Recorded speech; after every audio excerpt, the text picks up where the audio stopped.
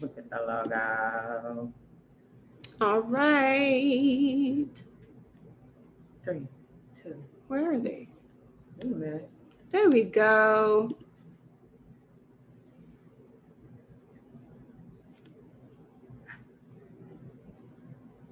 Ladies.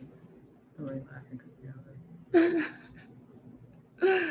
Look, I'm not that tech savvy. Like, not Girl. really. I Girl. think my husband is. Yes. Oh, you know you're right. My Your husband husband is, not you. Hi. Wait, can y'all hear us? Yes. We Oh, can't hear you. Hold on. Y'all can't hear us? 1 second. You guys sound like us. Yep. Nope. No, it has to be.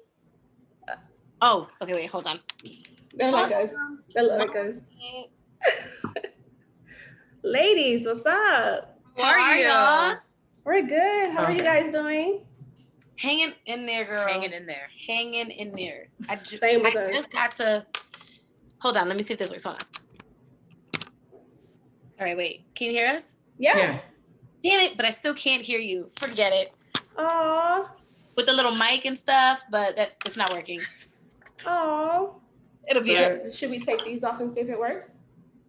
Yeah. Well, I think it's us because we have ours plugged into the headphone jack, but it's like it's okay. We would need headphones on our end to be able to make it work. So don't worry about it. Yeah, I ask my husband everything. I'm telling you. I don't know nothing about all this stuff. I just hook everything up. If it goes right, there it goes. That's I it. just come over. I just drive on over. Oh my Literally. gosh. Literally. Oh my gosh. Mom life. Oh yes. So sorry. We over here with the water and you guys got, oh Lord have mercy, with the wine. And I'm gonna tell you why I have the wine. I'm gonna explain it to you because I was driving here because we're at Aaron's house right now. So I was driving here and I told y'all like we live 40 minutes away. Mm-hmm. So as I was driving, a car spun out in front of me, like on the highway, because it's raining where we are right now. So it spun out on a highway, like completely did a 360, and it was like dead ass in front of me. Like I was probably like this far away from hitting it, and I had like, so I didn't hit it. She was fine. The other driver was fine. And she was able to go off, but it like had my nerves like this. And I told Erin, she was like, "You want a glass of wine?" I was like, "Yes, please." Yes, that's what. Yes, please fill the cup up all the way, because my nerves would be bad too. I was like, my fingers were shaking like this. Yeah. There was this one time I was driving in my old car. I think I had it was one of them big, was it a Cadillac? I don't know. I forgot what I had. And I spun on I-90, like my highway here. I spun around literally like 4 or 5 times. My nerves was terrible. I smoked my weed. I had my drink. I literally. Yep. I know. Trust me. I know. Finish that cup. And some. Start. How was you guys' week? Your work week? It was awful. I mean, I feel like I've been working this whole entire pandemic, so my schedule has changed 4 times. So I was a case manager. Now I got a new position. So now I'm working different hours, filling in hours, extra hours. So I'm trying to find time for myself. I don't have time for myself. I work 2 jobs. It's been hectic. I feel like this year was supposed to be like, you know what? Here we go. We're starting off fresh. Leave the bullshit in 2020. And it's been a hot mess already. So, I mean, I'm still trying to navigate, you know. Pretty much. It'll get better. It's only January, but you know, we'll try. How was your work week? Yours? Oh, you know, I've been working through the pandemic also, and it's just been the same. I'm not gonna lie. It's just been on autopilot. But then I got work for a private company as a medical coding and billing specialist. So I do their coding for surgeons. So it's just been, steady. Yeah. Especially now that, according to them, COVID is dying down a little bit over here. So our surgeries have been picking back up again. So for me, it's just been a regular work week that I'm just like, all right, mom life, drop baby with daddy, and back to the same old, nothing new. Nothing new for me. For me, it's been up and down. I got laid off in the beginning of the last year during the pandemic. And then the company asked for some people to come back to work from home. So that's what I'm doing now. So I'm happy to have income again because everybody's not blessed to have the income right now. So, but other than that, it's just more so just balancing the whole mother, wife, work, all of this. Like, and I also take care of my mother-in-law. So it's just been a balance, trying to figure it out. Yep. Yep. I feel you. I was also laid off March 19th, right in the beginning of the pandemic. Wow. And it was definitely I was blindsided for sure because I work at a college. So at the time I was the assistant director for diversity education, and I did not think that they were going to be laying me off or anybody off really at the institution, and they laid like 90 something people off, and I was one of them. And so then they called me back and asked me to come back part-time after they see me at some marches and my students went in and stuff like that, after the George Floyd situation and everything that was going on. And then they called me back for part-time, and then after that they called me back for full-time. So then I went back, but I was happy with that. But in the meantime of me being off, I had applied for jobs. So I was offered a different job, a different position, as a director at a different school. I'm doing the same work. So I'm there now. So I'm definitely blessed and grateful, but that was definitely an eye opener. And I feel you when you say about the getting laid off, and that unemployment, it was nice, but then when that shit stopped and there was not that extra money, like I need that money to roll in for me, You got families, you got mortgages and rents and houses and cars and bills and life. Like, So definitely, yep. I agree. Well, I agree. Let's begin because this is the topic of motherhood, parenthood of the pandemic. Yes. So, welcome to So Problematic. This is your girl Cece and Jay, and we have our guest, Dope Moms Unfiltered. Yes.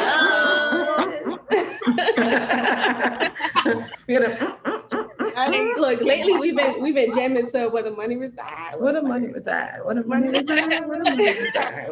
We were like, where we sleeping? Where the money reside? Where we eating? Where the money reside? Two step with it. All day. All day. All day. That's us. We're gonna keep the momentum. I love it. So, the pandemic of motherhood. So let's just start off by saying, like, I know we're all moms. I know for me, I just started actually, long story short here, y'all. I'm doing my tape here. Was married for 7 years. So last year, in the beginning of the pandemic, we decided to get divorced. So I started co-parenting in the beginning of the pandemic. In the beginning. In the very beginning. So y'all can imagine how that went. Yeah. So right now I'm wrapping up the divorce, trying to, finalize, get everything signed off so I can live my best mama ratchet life. But anyways, hot girl life here. I know that's But right. I have a daughter, she's 3. Her name's Mackenzie. And she's a Scorpio and she is all fire. She's sweet. She's her mama. She's like her mama. But she's a little spitfire. And she's like, So yeah, I'm just co-parenting with her father at this point. So that's my parenting motherhood dynamic right now. Okay. So what is your schedule like? Because we're talking more like the scheduling of, for you is different for me. So you know what I mean? And I'm sure it's like the married life scheduling is different than the co-parenting, scheduling, because I feel like during this pandemic, you want to be careful, you want to be safe. And I know for you, you have concern on where he takes her during his time, you know what I mean? So it's like for you, are you trying to coexist and schedule how many days he gets her compared to how many days you get her? Like, how does that work on both of you guys' behalf? For co-parenting? For co-parenting. Like, are you 50-50 during this pandemic? Hell no. Tell the truth. Tell the truth. Hell no. Tell the truth. It's a 70-30, baby, because, I keep shit real. Be honest with y'all. Hell to the no. Never gonna be that 50-50. Hell to the no. No, for real. But that also goes into like deeper reasons to why he just can't have her 50-50. It's deeper. It's definitely a lot of, I don't want to put him out there like that. We're still in court. So, but there's deeper reasons why he just can't have her. He can't at this moment. She's like, he just can't have her that long or that late. But for me, what I've learned with co-parenting, especially during the pandemic, is that shit ain't easy. I was like, people make it seem like, oh, just let him have her this day and you have her that day. She comes back and I'm like, Why is her shoe gone? Why is she looking dirty? What's going on with this? Hey, where'd you But bring she's like, where'd you bring my freaking child during a pandemic? To the where? To do what? To COVID? To do what? With a fucking play group? I'm like, I want to kill him. I'll be like, yo, my mom be like, but you can't control what he does when he has her. I'm like, you know what? But I feel like you should have some say so though, because during this pandemic, you have to be careful who your children is around. I think, and from my point, you know what I mean? Yeah. I don't know what you guys feel, but I feel like, to me, you want to make sure that he's not taking her to other people's houses or out in the public that she should not be. Yeah. You know? Yeah. So I don't know, but I know it's difficult for you guys, because me, I'm just like, you stay home. We ain't got time for that. I'm the mother and the queen of this household. Okay. Period. Period. I love it. I love it. So I can speak on that. I'm Erin, part of the Dope Moms, and I am in a co-parenting relationship with my son's father. And it was never always so easy. I think right now we've come to a common ground because it was never this easy. My son is 7. He's also a Scorpio. He's a Spitfire. Yes. So when you said that, what month? He's October 26th. Oh, November 19th. Okay. So we're at the end of the October. Yep. And me and my son's father went through it. We went through it. It was never always easy. We had to figure out schedules. I felt that I had him a lot, but now looking back at it, we have an actual schedule where we follow. We have certain days. We both work 2 jobs. So we had to come down and we had to sit and we had to be like, listen, like, what's your schedule? What's your schedule? What's going to work for Jay? What days are you going to pick him up from school? What days are you going to take him to your mom's house? We have every other weekends. We have, certain days where we flip flop. But now we had that for a very, very, very long time. I want to say a couple of years now, like maybe I want to say 3 years going, about 3 years now. Okay. Now we've had to come together and we had to sit down and actually talk about a lot of stuff that happened in our past where we can come to a common ground where it could be a little bit more like, all right, listen, Jalen had a rough day over here. He's not going to have this. He's not going to have this and not going to have this. He'll be like, you know what? I'll make sure that when I'm over at my house, he's going to do the same exact thing. Consistency and communication is very big. We didn't always have that. We had broken communication. There were times that like, we really didn't discuss much and we were just like, okay, this is co-parenting life, but it doesn't have to be like that. And we had to actually sit down and communicate about that.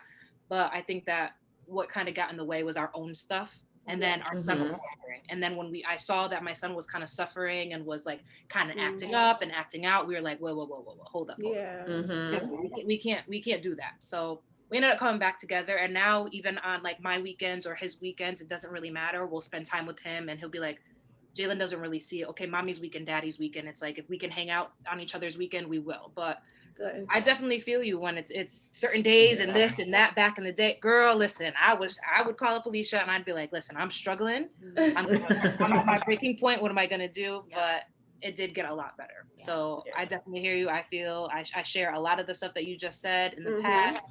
I don't know, your daughter's 3 and 7. I'm like, my head spins. I mean, from where it was till now. So the fighting and the arguing. Oh yeah, like right now, we definitely have like our set days because I don't play that. I need to know when I get my freedom. Not so much freedom like I'm free, but when I get to regroup and recharge as a mom for her sake. So we have our set days right now. And that's when we're able to record and do our things and get our reels, everything out the way.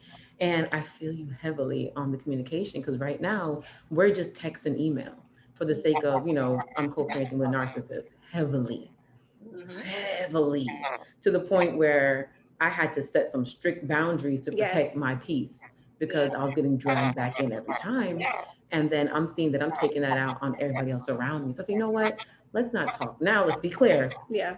Emergencies, call my phone. And he has, she went to the hospital a couple weeks ago because of the asthma attack. And he called me up. Yo, hospital, she's not dead, but can you come down here? I appreciate that. Because we said emergencies, call me. I don't care what we got going on. Her doctor visits, we call each other. Yes. This happened. This was the update. So medical, we're good. Danger, we're good. But I feel like time will help. You're right. Time will definitely help and get us to that point. You're right. Time was a major component for us. I was in the same boat as you. And then we literally had to sit down. We sat down with a therapist. We sat down and we were like, listen, we need to be able to communicate, because it did at one point get kind of bad. But then it was, we snapped out of it. We were like, listen, nope, we're not doing this. Like, very clear cut boundaries, like you said. Because obviously we still had history. We still had a lot of stuff that was still going on between us. And then we didn't deal with that stuff. And then we have a child and we're trying to do this and living arrangements. And it was very chaotic at one point. But we had to come together. And I think that I know that we talked about this on our episodes before about us both going to therapy. And that was our saving grace, I think, for us to be able to individually seek out therapy and be able to spill out, you know, our emotions, and then being able to be like, okay, maybe I didn't really think of it this way to communicate. Maybe I need to dial some stuff back, and vice versa for him too. Like, we talk about our patience level. Like, I try really hard to work on my patience. She has the patience of an angel. I'm gonna let you know that right now. An angel. And sometimes he doesn't have patience at all. And we talk about this all the time. Like, he'll be like, yo, no, this is 0 to 100. And he's like, what the well, we gotta work. We gotta work on this. Like, you see this, it's fine that we don't agree, and it's fine that our son is doing all these different things, but we gotta teach him. Because he can't keep doing that. So communication, it will come. It will come if both parties are willing to put the effort in. Yeah. If it's one-sided, then it's not gonna work. So love that part right there. You're right. Like, you can communicate all you want, and then he'd be like, nah, I got this in the bag. No, that's it. You don't got this in the bag. That's it right there. See? That's it right there. I'm telling you, girl, you're reading my life like a little list over here. Like, we have the same. Listen, I'm about to come over. Okay, I'm about to come out. We about to come over. We got to have some wine. Yes, I'm about to drive and come get you and come bring you back to Florida. Come on over. I don't care. I will figure it out. Yes, I love it. Drop the pin. Drop the pin. Drop the pin. Right now. Hold on. We drop it. Right. Start dialing it up. Yeah, girl. It's a struggle, though. It is. It's a struggle. And then, especially during COVID, you know, I'm like, you know, let's not bring her. You know, in your same house, you can see where your child's going. And I'm like, I'm thinking, he ain't going to bring her out in the middle of COVID. You know, but recently we had a little situation where I asked the question 1,000,001 times, and it was like, no. And then the last time, you know, my daughter's 3, but she talks a lot. So she was like, and I went to my friend so-and-so and so-and-so. And I said, I'm there, brush my teeth, like, your friend who? Yes. Your friend who? And she's like, so-and-so has this Barbie. And so I called him up and I said, you're lying. And he admitted, he was like, yeah, I did bring her for a couple play dates. And I'm going to tell you, I had to learn to not just reacted. I had to not do life in jail. I got to raise my daughter. So I'm like, calm down. I'm Jamaican. I'm island. So for me, it was like, yo, I'm going to do life real quick because you put my child's life in danger. And she goes to my grandparents who are elderly so that I can actually make an income right now. So you're affecting all of our livelihoods. So I had to learn to just keep threatening him to keep my child in his house and not go places, nicely threaten him. Nicely threatened. To, you know, just remind them. So speaking of the co-parent, like, you told your story before about you having your throat thing. Remember, you had to quarantine for a little while and you were separated from her daughter. So I want to know, how was that for you? Because you could have had COVID, but it wasn't COVID. But I'm just saying, like, because it wasn't COVID, you still had to be separated from her. How was that arrangement for you? Because you couldn't see her, and then that means he had her, right? Had her the whole time. It was the best thing that ever happened to me. You know why? Because he realized he couldn't keep her that damn long. I'm gonna be honest with you. He realized. I think it was a blessing in disguise, because for me it was like, oh, he has to have my child. But then when I'm getting these phone calls like, yo, she crying. Yo, what's going on? Yo, he's freaking out. And his aunt is calling me like, it was a lesson. His aunt called me like, yo, he going crazy. I said, well, welcome to my life. Motherhood 24/7. Get a helmet. And I'm sitting in the hospital bed because I thought it was COVID. And it was really my tonsils acting up. And I had infection in my tonsils in my throat. I don't know how I got that. But you're like thinking back what I do. But like, nothing that weekend. What? Come on, Lisa. Ain't nothing happened. TMIs. But anyways, TMIs. It wasn't that. They're dying over there. I'm sorry, y'all. Oh, you're good, please. But it was an eye opener for him. He kind of caught me and was like, yo, as soon as I got out, like that Wednesday, she was at the house at 7 in the morning at my house. He like was ready. he packed that homegirl up. And I was Yes. looking at him like, you still want 50-50? He was like, no, I think what we got works for us. I'm like, okay, yeah, 70-30. We're gonna stick with that. Because I'm looking at her like, you drove him crazy. She was like, and I don't walked think inside. they can handle the babies my like job, we Mom. can.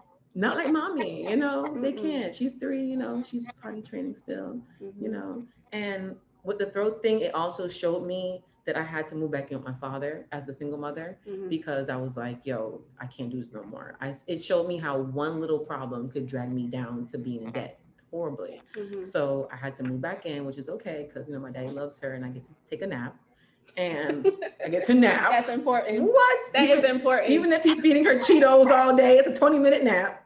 But yeah, it worked for our co-parenting. It worked on him. He was like, this ain't it. He's like, it's a lot going on. Yeah. So it kind of worked. But it was hard for me to be away from her because you used to be with her every day. Yeah. It was hard. So. I've been home all day, every day with mine. They drive me crazy. Yo, I don't know how she do it. I don't know how she do it. I don't know how y'all did it. Yeah, my 7-year-old, he has lots of questions.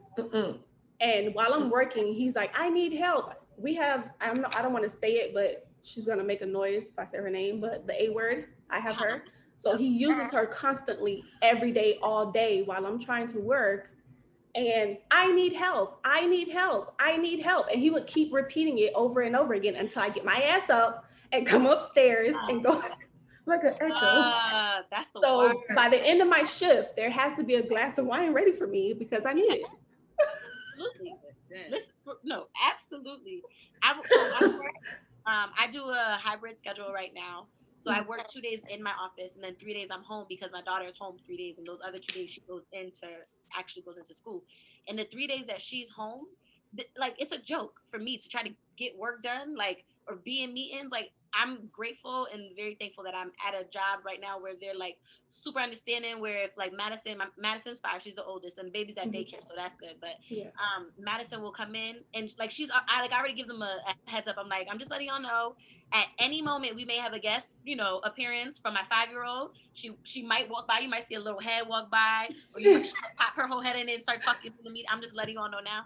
And they've been great and very supportive and stuff. And like, oh, that's not a problem. Like it happens to me, which I think is nice in the pandemic because I feel like a lot of jobs and places have started to realize like one, a lot of their workers could do shit from home. They do not have to be in the office. Number one, and number two, they're starting to be a little bit more flexible with understanding about like, people having families and things like that. You know what I mean? Like although there's like, what was it, like 4.6 million women have left the workforce since the pandemic has started. I feel like the women that are still in the workforce or starting to come back are in positions, hopefully, at least for me, are in a place where like for the most part people are like at least understanding. They may not give you like all the leeway you need, but they're at least a little understanding.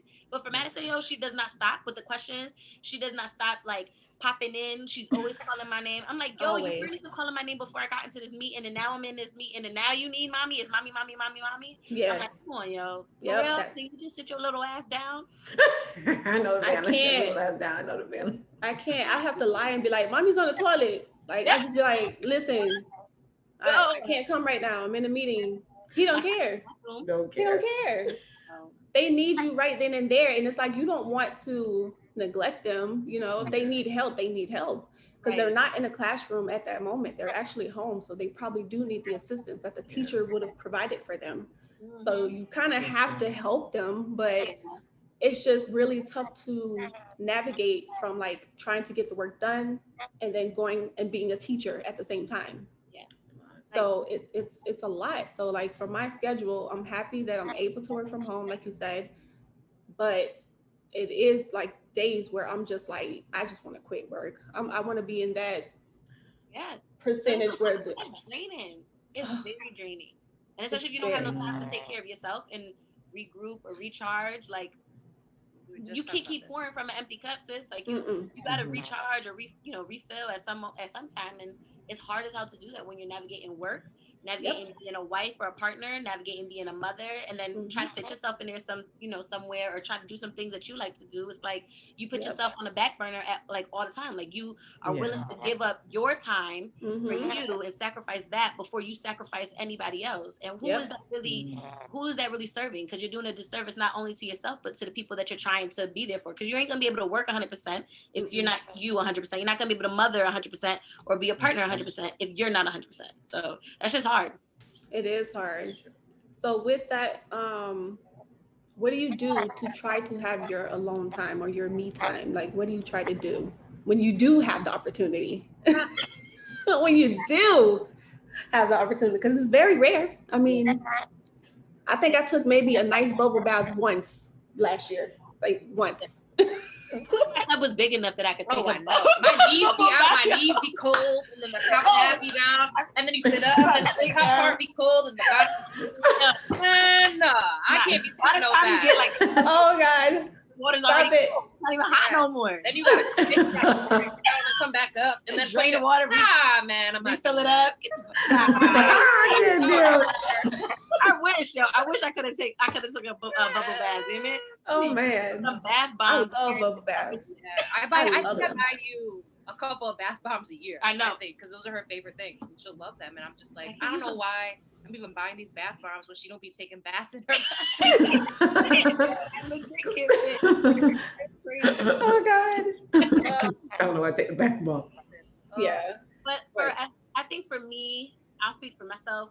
With the taking time, Eric, my husband, has been amazing. Like he's an amazing support where he knows, like I also have like anxiety. So I had a really bad panic attack like a year and a half ago. And that's where I realized like I had like anxiety and stuff. And so from there, I try to really be intentional with like, trying to do things for myself and separate, because I know that if I start to get anxious, then I start to get irritable and I start snapping on the girls and it's not good. So for me, Eric has been super supportive where he'll like, I do yogas on Thursdays now. I started doing it since New Year's Eve at 6 p.m. And I actually took E with me this past week. But like, that's something that he knows is like my time. And like, I go there for a release or something, you know what I mean? Or during the pandemic, especially when I was home, I would like carve out some time for me to try to meditate, and Eric would take over. So like anytime that I was able to step away, Eric would take over. But if he wasn't there, it would be hard and close to impossible unless the girls were asleep or at school for me to really try to take any time for myself. So I know that I'm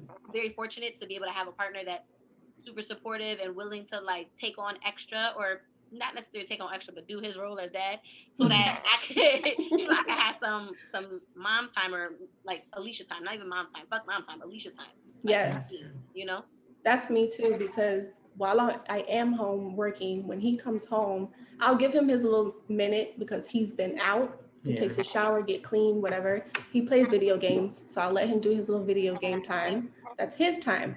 Then I'm like, okay, it's time to switch the roles, right? Because I'm like, it's me time now. So that's when I'll do the bubble bath, or I'll read a book, or I'll just do like yoga, or she'll have workouts for me because she's my trainer now. And so it's like, it's definitely needed, because I just learned that I have anxiety, and it's horrible. Like I didn't really put a name to it because I knew I had it, but I was just like, no, I'm just tripping. I didn't accept it. But now I'm like, okay, no, I need to do something about it, because if I'm not together, how can I be together for them? How can I be there for them completely when they need me? So he's definitely also been very big support of like, he comes home, he'll cook the dinner right away and get that and be like, okay, now you can do your me time. And so like, she notices too. She's like, she be like, oh girl, okay, hey Rod, and eat. We're like sister wives at this point. Okay, listen, I've been engraved. I've been rocked. Yes. They feed me all day. I'm like, we eating tonight, Rod? So, I mean, yeah. So I want to, what was the other thing? School. How did you know that, was it necessary that the kids had to go to school, or you just decided to let them go a couple of days? Like, how did you decide that? So for me, my son is in the 2nd grade. And so, yes, it's struggling, but he's doing the best he can. So he is not a fan of virtual whatsoever, but he also struggles with a lot of things when it comes to behaviors. So we're trying to navigate that space as well and do what's best for him. But what pretty much what we decided was both of us have been working this whole entire pandemic and we don't have somebody to sit home with our son. So the decision was for he has to go back. I don't think there was no, all right, I can stay home this, I can stay home that, you know. I wish that I had the opportunity, but I do not have the opportunity to stay home. I was working 3 days a week, Wednesday, Thursday, Fridays, 8 a.m. to 8 p.m. So that was a very, very long time to be away from my son, to be away from doing my responsibilities. And then trying to have somebody watch Jalen for 12 hours instead of 8 hours or certain things like that. So that was very hard. Then I was able to switch back because I got a promotion. Now I'm working Monday through Friday, 8 to 4. But even at that time, I'm still working more of my hours. Yeah. Jalen has been home since, let's see, Christmas, 2 weeks before Christmas. He's now been home all day, every day. Because the school shut down, because of COVID, they want to give breaks and they want to do all that stuff. So he's been home. And at one point, his dad came into contact with somebody who had COVID. So then he had to quarantine. And so we couldn't bring my son to his support system, which is my family, because my grandparents live at my mom's house. I couldn't bring him to his mom's house because, you know, she has people over there. So Jalen had to come to work with me. So I was working in the office, bringing him with me, having my meeting, doing virtual school, scheduling some time between my meetings to sit with him and be like, all right, listen, you have virtual school, you have Zoom calls, you have this, you have that. So I can't wait for him to go back to school on the 19th. Like, I'm so excited, like I could cry. But when you were talking about the school, I felt like I didn't really have an option. My son's father, he really didn't have an option. He works in the prison system. He was a corrections counselor at the time. Now he's kind of moved into a different position. So he was in contact with a lot of things and just it's been a mess. COVID has been a mess. My son's school has been tossed upside down. But we're trying to kind of screen my son for ADHD. So we're trying to figure out what's going to work for him with school. And we've noticed that virtual is not it. Not at all, because it calls for a lot of concentration and sitting down and he's trying his best and he's discouraged and now so we're trying to navigate, but he's very excited to go back on the 19th. I wish I had the opportunity to figure out like stay or go or these couple of days in this. It's been very crazy and very hard and he goes back on Tuesday and he's excited. So and mom is excited. I'm excited because then I can have I know that's right. I'll have a little bit of time because he does before and after school. We pay for that. So he'll go into the school for like, because I have to be at work at 8 o'clock. I'll drop him off by like 7:45 because my work is literally right down the street, which is I'm blessed about. They'll feed him breakfast, get him ready for school. You know, he'll be able to hang out with the teachers and stuff like that. And then after they go back to like one room and they hang out and they play until I pick them up, and I can pick them up anytime from after school 3:25 until 6 o'clock. But I usually get like girl, like kudos to you, girl. I know. Kudos to friggin' you. Like, I'm getting here like you is that it. Yeah, it's been like, I'm like entire pandemic. I'm like and I feel like a question about like what do you do to kind of like self-care and try to like take time for yourself. Now that's what I struggle with because I feel like I don't have time. Because that's just one job. And then I work at Quinnipiac University as an assistant coach. And those are my off days of when my son's father has him. I'm filling my time with another job to make it. I feel you. So when it comes to the weekends, that's when I have the time. So what I like to do is not do anything. I try not to schedule anything where I could just sit and chill and not have to be on a meeting or this or that. But it comes because then even on the weekends, I have meetings on the weekends. So it's like coaches. It's all day, every day. You know, but I am blessed to be able to, you know, send him back to school. His school actually sends updates. They take precautions, so he'll be. That's good. That's good. Mondays and Tuesdays in school. Every Wednesday they shut the school down to clean and to disinfect and everything. And then Thursdays and Fridays he goes back to school. So it's like a nice little break. So I actually like that. Yeah. Like that. So that's what I got going on for school anyway. I'm happy that you mentioned the whole ADHD because I think a lot of people realize that their kids have that during this pandemic. when they're not focusing, they're not paying attention, the frustration. Yeah. I've heard stories about kids crying during this whole thing because they're frustrated. Look at him. He's over here like trying to get in real quick. Mommy. Yes. Alexa upstairs. I told you not to say her name. Yeah, okay. Mm-hmm. The pandemic of motherhood is the title of the podcast, right? Where we at? We here. This is it. We in the building. This is it for us. Can you go to It's real life. It's real life. It's real life.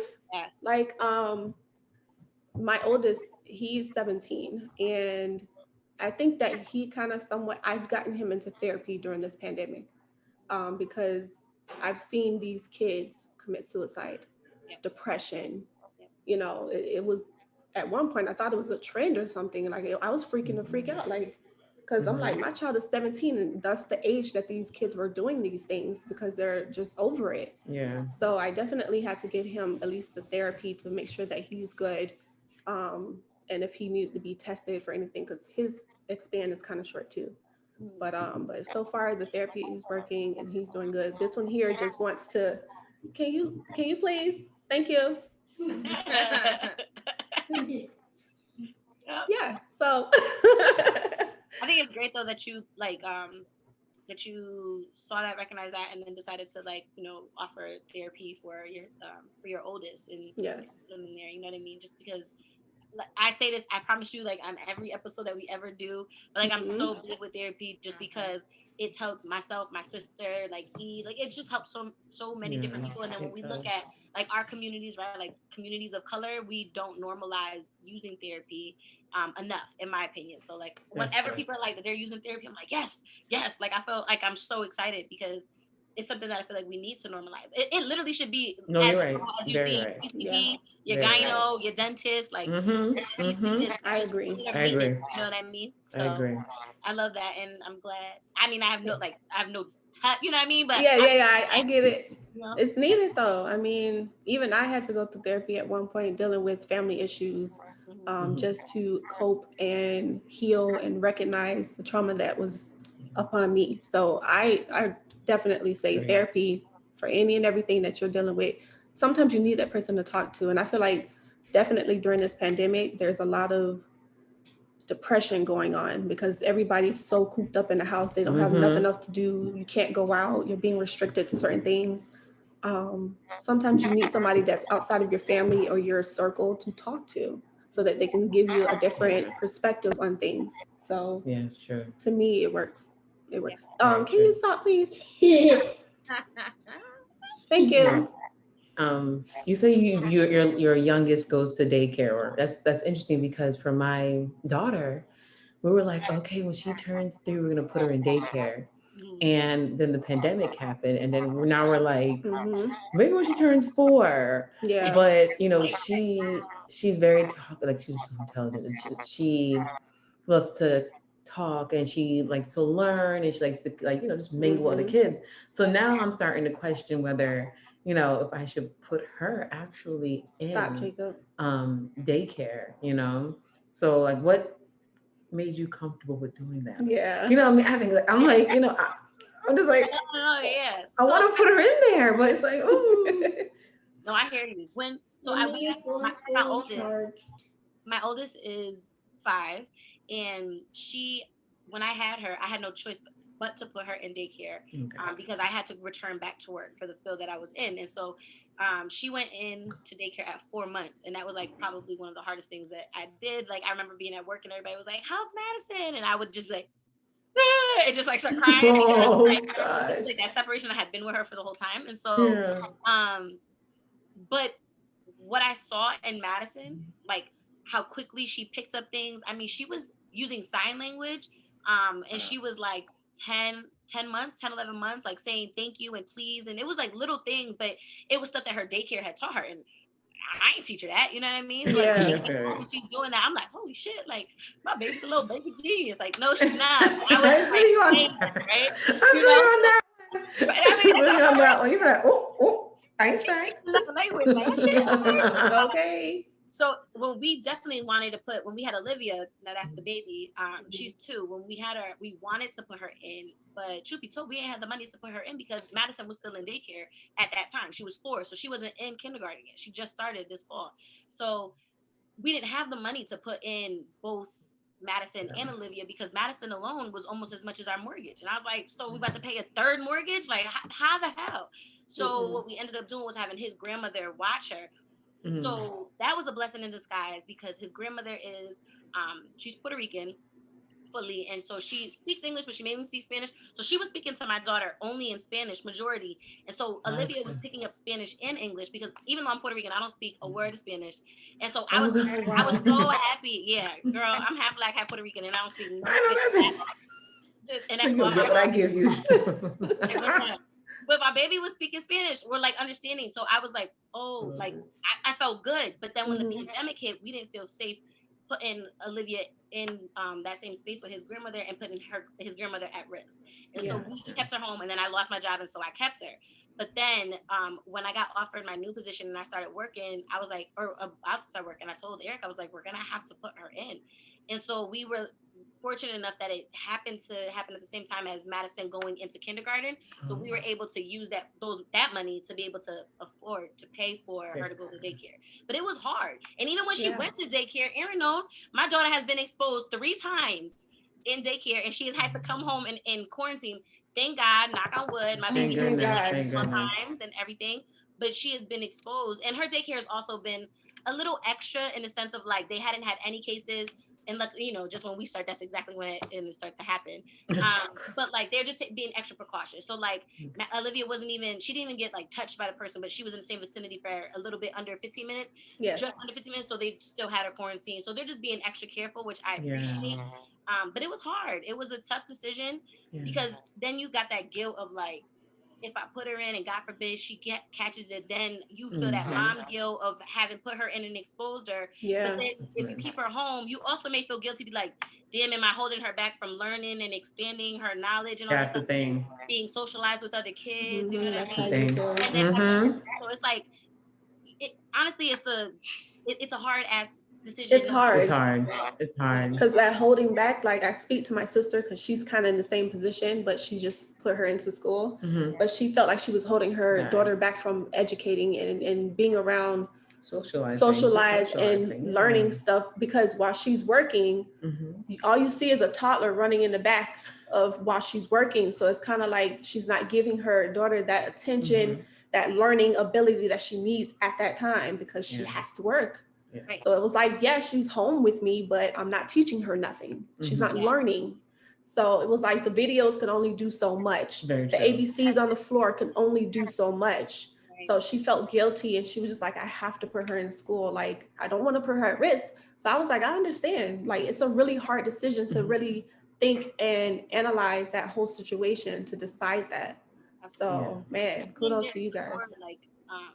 Like I think for women, like being able to support other women and not bash each other, like, oh, you're putting them in school, or oh, you're not putting them in school. I can't. No. Like we are already dealing with enough deciding whether or not we're gonna put them in school or not. Like we don't need that extra judgment. So like when like we can support each other and being like, I hear you, I feel you. Like I can only imagine. Like that's an extra support that we need. Exactly. No, you're right. And who am I to judge you on your decisions? Like I don't know what circumstances you had to deal with to make that decision. So I mean, man, you know what? I've learned how much you get judged when you become a co-parent as a mother. There was one time I came over Calvina's house cussing up a storm with my family. She walked in my house cursing. I was like, I didn't do nothing to you. I walked in this house cussing everywhere in America and walked out the door cussing out everywhere in America. And I walked back in here cussing and walked back. I said, you know what? I can't be in this girl house cussing. Poor Rod. You know what I'm saying? I think my friend crazy. You know, think I'm crazy. I just started a situation. I got to be here for a long time. I can't do this. So it's because, they don't think you're capable by yourself, not realizing you were running this whole by yourself as a mother. When you're married, you got your husband. But then I realized after my separation that, dang, I was doing all the work. Hold on. That's when I was like, no, you're going to get her every other weekend because this is the most I've ever gotten time to myself, to be honest with you, since I've had her, was us co-parenting. 'Cause I always had her. Other than that, he really was like, I'll bathe her, but I'm gonna watch my TV also. So now it's like, you got to bathe her, watch her, stay with her 24/7 for 3 days straight. So I didn't realize the judgment that you get as a single mother during the pandemic. They think you got more power than you do. I was, because we were married, it's the state of Florida. He still has his parental rights. Yeah. Of course he does. He's always gonna have that. His father. Father. So it wasn't as easy. They're like, just hold her. Don't bring her over there. What kind of mother are you? Especially family judging. My family got me. I came here cussing and fussing, cussing in and out, every word. Because they were like, oh, you're not a good mom because you are giving her to her father, exposing her.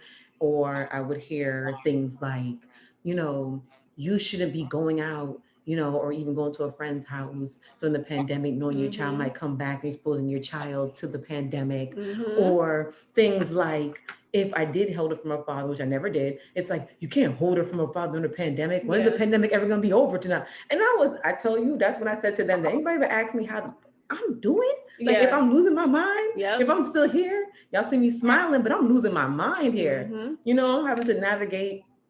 Do I let her go to her father? We have an agreement, legal agreement. Yes, we do. So it's like, I can't hold her, contempt of court. I can't give her up if he doesn't listen. So, they judge you. And I've learned in 2021, my biggest thing is block out. I have blocked family. I have cut them off mid-conversation, said, listen, this is not conducive to my mental health. My favorite line. This is not conducive to my mental health. I gotta go. I hung up my phone, put him off. Even my own daddy I live with, I let him know. I said, Dad, check your belly. My C-section scar, we're done. And then he says, he backs up because I found out.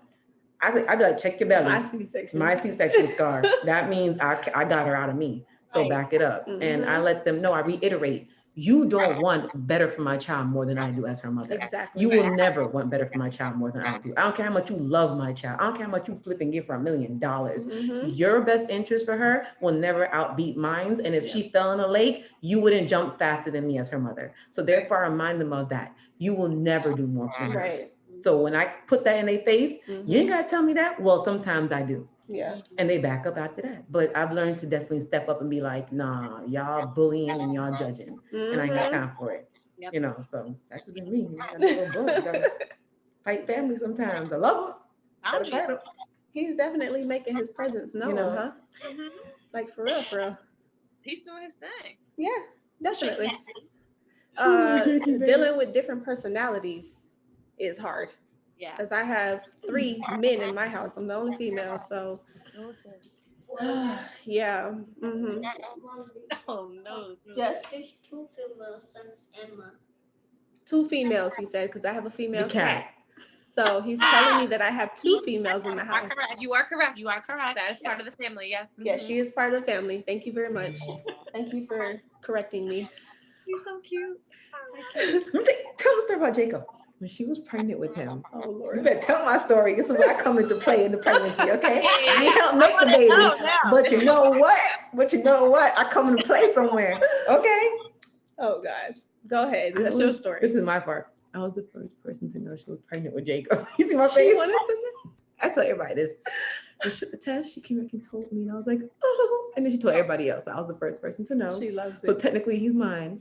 Oh. Low key, because I knew first. So that's my little story. I have to put it out there every time. Oh God. They'll be so sick of me. Like, here we go again. No, because we got to know each other from work. So I trained her at work when she got there, and basically, like, we got really close there. Kiki laughing, had our little insider jokes. So I definitely had to tell her first at the job because we always used to like joke around. We used to eat a lot. I used to eat from her a lot. We ate all day. So it was definitely like, let me get that. So when she realized like I'm eating a little bit too much. Yes. She was like, wait a minute. I was like, yes, bitch, I'm pregnant. Okay. I'm taking 1 too many Skittles. Hold on, girl. Hold on, what's going on with the peanut butter? And it was like, That's she was pregnant. And it was Yeah. like, oh my gosh, I'm Oh so my excited. That's so funny because when Aaron, Yep. you know, I was like, I feel like you guys are us. I was like, we gonna have to put it out there. You guys, please come. Oh my God, we will I'm link gonna have to up. book a trip because I feel like y'all are us. Go for it. Like stuff that you're doing. Like I'm around boys all the time. She's with the girls. Oh, girl. Girls. All and girls. I'm like, man, I'm glad that I got boys because I mean, she's definitely a boy mom. I feel like if I mom. was to ever have another kid, I was like, I'm praying for another boy because I'm looking at I'm like, oh, I want her to have another girl. I want a girl. I've always dreamt I'd have 2 girls. Oh my God. And I said, if I marry again, he got to have daughters. If he got a son, it ain't gonna work. You gotta have a daughter. Mama's boys. I'm telling you. He gotta have a daughter. My babies, I dance with them in the middle of the floor. Like we have that boys. Oh my God. Like boys my oldest 17. He's 17, but he probably feel like, you know, like mom, you put me on the spot. But like he'll come and dance with me on the middle of the floor, like and lay in their bed and cuddle like what mom. He said yes. The boys. Oh my God. Oh my God. Well, the girls, okay. Y'all ain't get to the attitudes yet. That's what it is. Oh no, they sassy. They sassy? They sassy. Oh my God. I'm gonna tell this one. I'm gonna tell this. I know she about to get me anyway with the pregnancy story, but the attitude with the girls, yeah, because Maddie is this one right here. I don't believe and it. she be like, you ever believe what this little girl did, Aaron? Blah, blah, blah. But I was like, Alicia, because she got your attitude. She be doing the same thing that you do. I'd be looking back and forth at them. I'd be looking back and forth at them. I be at the house. I'd be like, Because a 5-year-old should not have the attitude of a 32-year-old. All right. I'm trying to tell you. They do. The mannerisms, they be talking with their hands, everything. I be like, oh shit. You should look at that. Oh my God. I can't even because she rolls her eyes at the right time in the right way. Like, I can't. And she'll tell me she'll be like, Mom, I don't want to argue right now. Can we stop? I'd be like, ooh. With all of this. And I'd be like, the fuck? I know the feeling. Oh, I can't. And I be telling her all the time, I was like, because that's you. That is you reincarnated. And now you talking to yourself and you mad about it. And she'd be like, Aaron, shut up. I'd be like, and we got 2 of them. And the other one is a Scorpio. The other one's a Scorpio? Yeah. Oh boy. Yeah. She's gonna be a fighter. Keep you in prayer. She is about to be a scrapper. She don't like get out my bubble, get out my face, don't touch me, leave me alone. That's the difference. She squares up with anybody and everybody. She's 2 and she squares up with any and everybody. Yeah, she don't care. It doesn't matter how big you are. It doesn't matter who you are. If she's upset, she starts swinging. Boy moms don't never have to deal with that. They might get sad. Boy moms might get a little sassy. You might hear like a little comment underneath their breath or say something slick here and there. But I don't think my boys don't try me like that. Because I jack them up. Yep. I'll jack them up. Like I feel like once they see I'm gangster like that, then they know I ain't trying. My girls don't care. They think they just they don't give a damn. Y'all girls, they don't care. They see your gangster. You can have that. You can halfway kill them and bring him back to life, and they gonna still be like, "And I survived 2nd round." You be looking like exactly. Let me tell you when I realized this. I remember I called her father. I'll stand up and I'll be like, "We're not doing that. We're not having that." He'd be like, "All right." See, we don't know. Yep. He'll try it underneath his breath, and yes, ma'am. I'm sorry. Telling you. I'm like, stop. I'd be like, yeah, don't do it no more. I'm not having it. I'm not having this. This is not how we do it. He'd be like, right. You know what got me? Go to your room and sit and chill and think about what you did because when you come back down, I want a different attitude. I want a different response. And they actually do it. That's us. Yeah, and I'll stand up and be like, that's all I got to do is stand up. That's all you have to do. Yeah. What you said? And he'd be like, all right, I'm sorry. Can't relate. Right there. Boys, they know because they don't want to they don't want to disrespect their mother. They don't want to disrespect their mother. You got a point. Let me tell you mine. I remember the day I called her father and said, this one ain't normal. I remember I called him and he was at work. It was like 3 a.m. because she woke up on some funniness. I was like, yo, this one ain't normal, yo. He was like, what are you talking about? What'd she do? I said, no, because I'm a Pisces, I'm calm. he's like, no, this one goes 0 to 100. Like Oh. she used to just be like, okay, then all of a sudden you should hear, and I'd be like, whoa. And she'd be like, recently, the other day, I said, why didn't you use the potty? She goes, I didn't feel like it. And I was like, you didn't feel like it? She goes, that's what I said, mommy. I didn't feel like it. And I'm like thinking to myself, okay, if you didn't feel like it, everybody has days like that. But you gotta use the potty though. And she's just like, I didn't feel like it, walks off. And I'm trailing behind her like, now tell me, I'm the mommy, you're the baby, you're the daughter. She comes to me and she's like, well, then if you're mommy and I'm the daughter, you have to listen to me also because I'm your daughter. That's not how it works, homie. That's not how it works, homie. I'm mommy. You gotta go, she told me, Mom, you gotta go to timeout because you're not acting right. I'm telling you. Oh, what? You're not being nice. You're not being kind. You're being mean to me. She told me I'm bullying her. I was like, oh. At 3, I was like, I'm reading the book like, you'll be 13. How they gotta go to 3? I'm like, what happened? Maybe I said some chicken, it's some steroids, maybe too much of French fries at McDonald's. I don't know. Let me tell you, because back in the day, you get that backhand. Like, who you talking to? Don't play. No.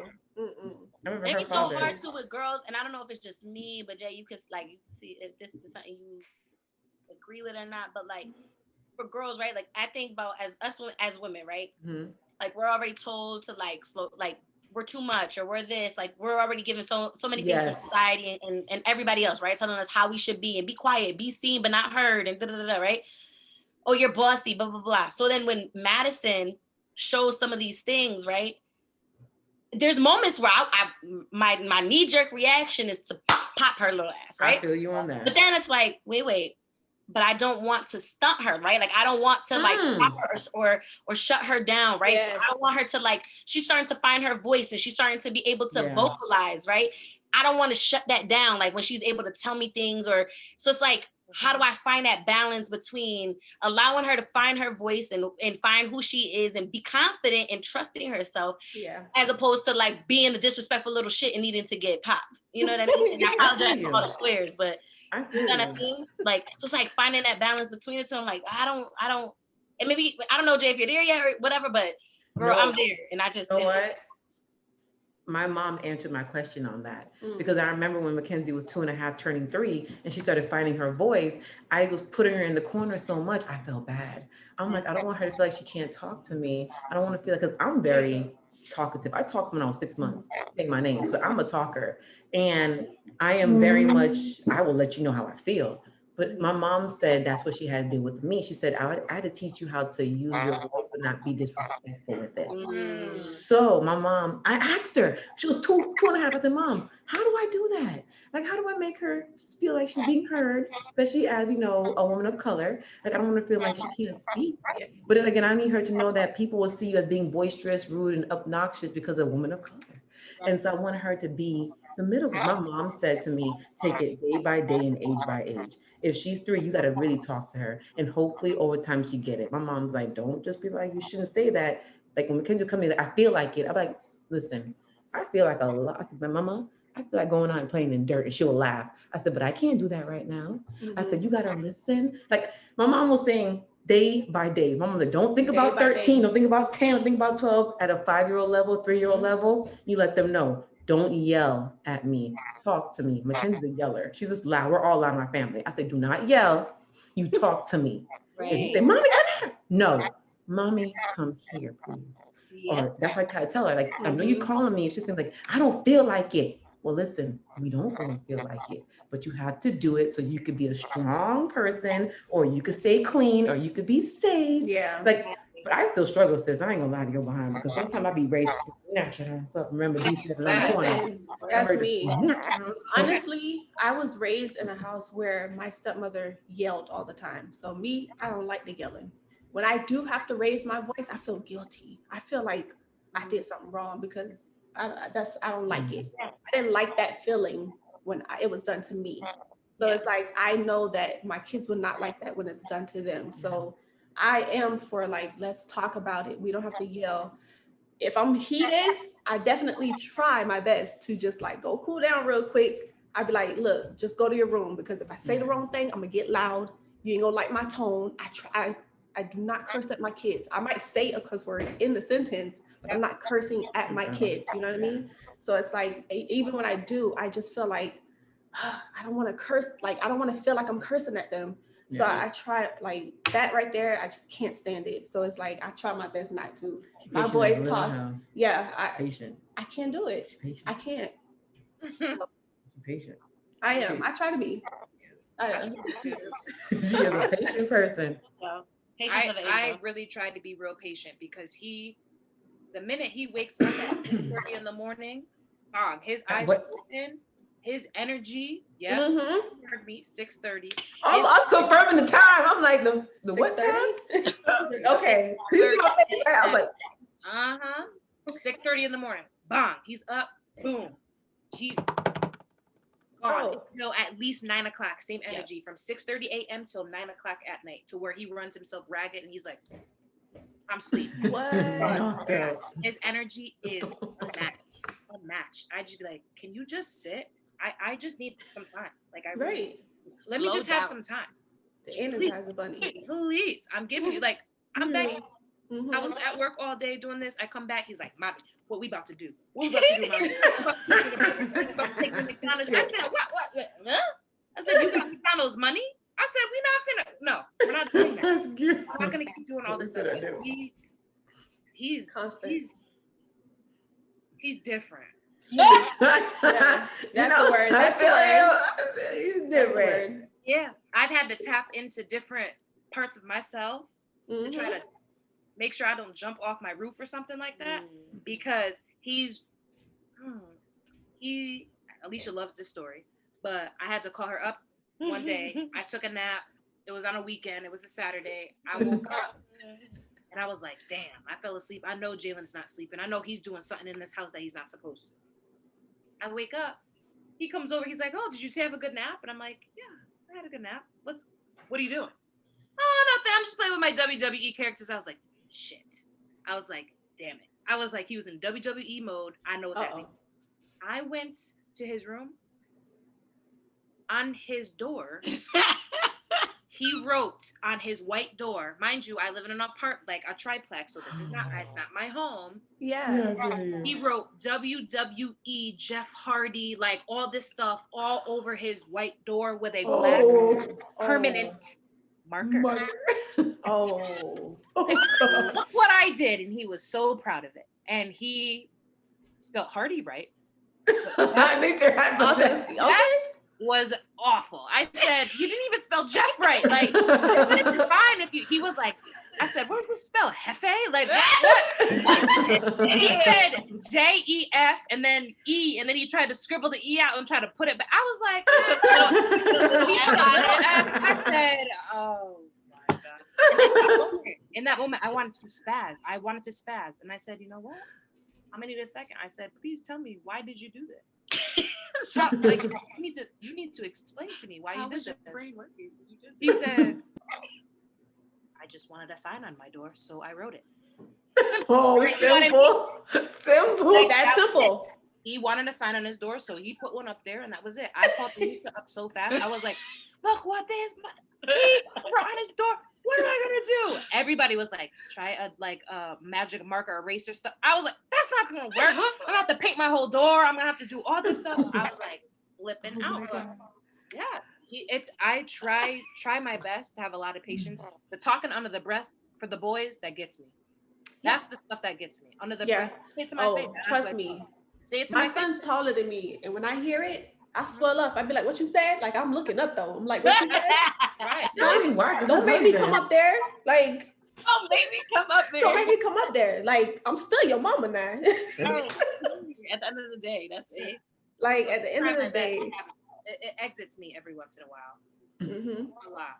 Yeah. But I try my best. Oh, he's a beast.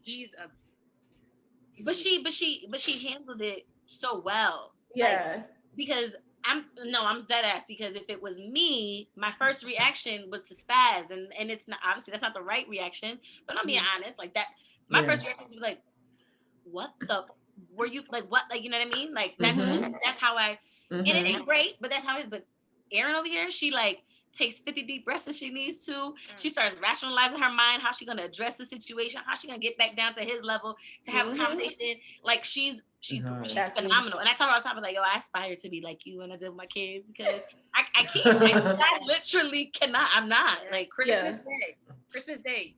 He broke his TV, smashed it. Shit, Bang, smashed it. Okay? Oh shit, yeah. Oh Lord. I'm sitting here. His dad comes over. He's here. Opens up gifts. Jalen goes upstairs. Mind you, it was like 7:30 in the morning. He already opened up his gifts. He goes upstairs. He wants to play video games. I said, okay, cool. Let me pick up. Let me do what I have to do. Goes upstairs. Maybe 10 minutes later, I hear bang, and I was like, I wonder what that was. He comes running downstairs. Mommy, my TV's broken. I think it's broken. I don't know what happened. I said, I know you know what happened, so just tell me what happened. He said it fell. I said, oh, that was the bang that fell down? I said, so we can go upstairs and no, it didn't fall. I used my controller and I hit the screen. I was really mad and I hit my screen. I had his dad go up because I knew at the moment my inside was fire. Like inside out, the little red icon. I felt him. Fire rising. Right. So I had his dad go up and I was like, can you just go check and then let me know? If it is broken, fine. Comes back downstairs. He said, yep, TV's done off. I said, damn it. I said, all right. He comes downstairs. I said, I need you to sit in front of me. He said, you're going to pop my bottom. I know you're going to pop my bottom. I did something so bad. I said, no, I'm not going to pop you. I said, well, what's going to happen from now on? I said, now there's no PlayStation 4. You're not going to use it. You're not going to move your PlayStation into my room and you're not going to move it downstairs into the living room. It's done. I said, until you pay for a new TV. He said, oh, I have to pay for my own TV. I said, yeah, you got to pay for it. He said, how am I supposed to get money? I'm only 7. I said, yeah, you are only 7. I said, now you're going to have to do extra chores around the house. Vacuum, take the trash out. You're going to have to do this, make your bed, clean up your toys, do all this stuff. And then when you have enough money to buy your own TV, to go to the store and pick one out, then you could plug your PlayStation back in. But every day that you ask me to play PlayStation, it's going to be a no. I said, because you broke your TV. And he was like, no, but wait, I got Christmas money. And I was like, no, I said, no, we're not going to use your Christmas money. I said, because that's going into your bank. I said, Papa already told you that goes into your bank. So you're starting from zero. Yeah. Sorry. But the best part was that when he was doing chores, he was vacuuming in the living room. Like he vacuumed the living room, I think, right? It was like, and he was like, so that's about $50, right, Mom? $8. I said, this generation got me messed up. I said, this generation for vacuuming the living room. That's about $50. I said it's $5. It is $5. Oh my God. He was like, that's it. He tried it. We here with that. $50. That's smart. Well, at least he tried. He tried though. At least he tried. At least he tried. Oh, he tried it. Yeah.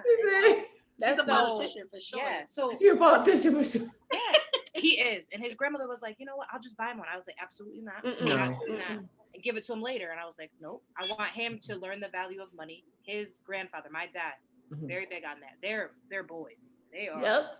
They have to. They have to. You got to support a family enough, so Yes. Yeah. So I said, if you know, when you get the money to go out, and I want you to be able to have the money in your hand, I will give you the money. We will go to the store and you will pick one out and you'll be able to see what you can get with that amount of money. If not, you're going to have to work a little bit harder to get what you need to get because it's not a necessity. Not everybody has a TV. Not everybody That's has very true. Exactly. That's very true. Very true. I said, at the end of the day, you could have just ended the game instead of cracking your TV because you were mad. Very right. Mad in the moment, you could have just started it over and then did a WWE game a different way. Yeah. He was like, so now he'll think twice before he getting mad about a game before cracking it up. That is very true. Out of here. He'll definitely. That is called facts. Yes. At his dad's house. Nope. I let my boys give me their punishment when they do something. Like my son broke his headphones on the game, so I was like, "What do you think your punishment should be?" And if it sounds legit enough, then it'll happen. But if it doesn't sound good, then I'm gonna have to add some more to that. But that's what I've been teaching both of my boys. Like, you tell me what you think your punishment should be, because you knew that was wrong. Yeah. You know what I mean? So that's kind of pretty much how I see things too. Like that punishment thing, you have to, especially with boys. They're hard-headed. They're stubborn. Yeah. They think on a different level from girls. So I feel you. They do. They really do. Mine's, she's she's an interactor. She likes to talk and, be seen. And, she's social. So her punishment, I'm telling y'all would think that I done threw this child in a fiery furnace, is sitting in the corner on that chair, and you ignore her because she's 3. I do 3 minutes. It was 2 minutes when she was 2. I know the super nanny mode, right? Yeah. My dad one time was like, "What are you doing to this child? Why is she acting like this?" And he looking in the corner, looking at her sitting there. He's like, "Oh, that's it." Because she's a talker. So you took the talking away from her. I took socialization away. And she's stubborn. Like, you think after 3 minutes and you crying down heaven and hell, you come out and be like, I always get to her level and say, I still love you. I said, but I have to make her say, "Yes, mommy," to confirm that you got what I said. This girl be looking like, yes. Go back in that corner. Go back in the corner. I'm like, get back in the corner. I'm giving you 2 chances to say it. Yo, sometimes she in that corner 5 times before she get out that corner and say, "Yes, mommy." And my mom never believed me. She was on WhatsApp and she was like, "Is that the 5th damn time?" "Yes, mom." She's gonna finally break now because she started rubbing them eyes. So now she's gonna be like, "Yes, mommy." So she'll come to me and be like, "Yes, mommy. Yes, mommy." Like, yeah. You gotta ask her to say it. Yes, because at that point she's like, "I ain't going back in that damn corner for the 6th time." But my dad's like, "Dang, that's it." Because, when I would like tap her a couple of times, she just keep doing it. I'm like, well, tapping ain't working. Taking your toys ain't working because you play with a piece of dirt on the floor and still be happy with it. Yep. So I'm like, what's going to get her? And I'm thinking, I'm a talker. She's a talker. We're both social. You have to get on her level. Yup. Get on the kid's level. Get in that corner. My dad thought I was killing this child. He got out there and looked in the corner and saw her. He was like, "Oh." He walked away. My mom was like, "Jaleesa?" I said, "Yes, mom." She was like, "I'm praying for you with this one." I said, "Okay, thank you." These kids are different. You have to take away what they really appreciate and what they want and the things that they enjoy. You have to take that away from them. So my kids, video games, iPads, phones, all of that. When they do something wrong, let me have it. Go put it in my room. Thank you.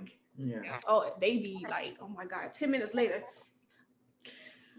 can I have my iPad, please? Scratch it, itching. That's yes.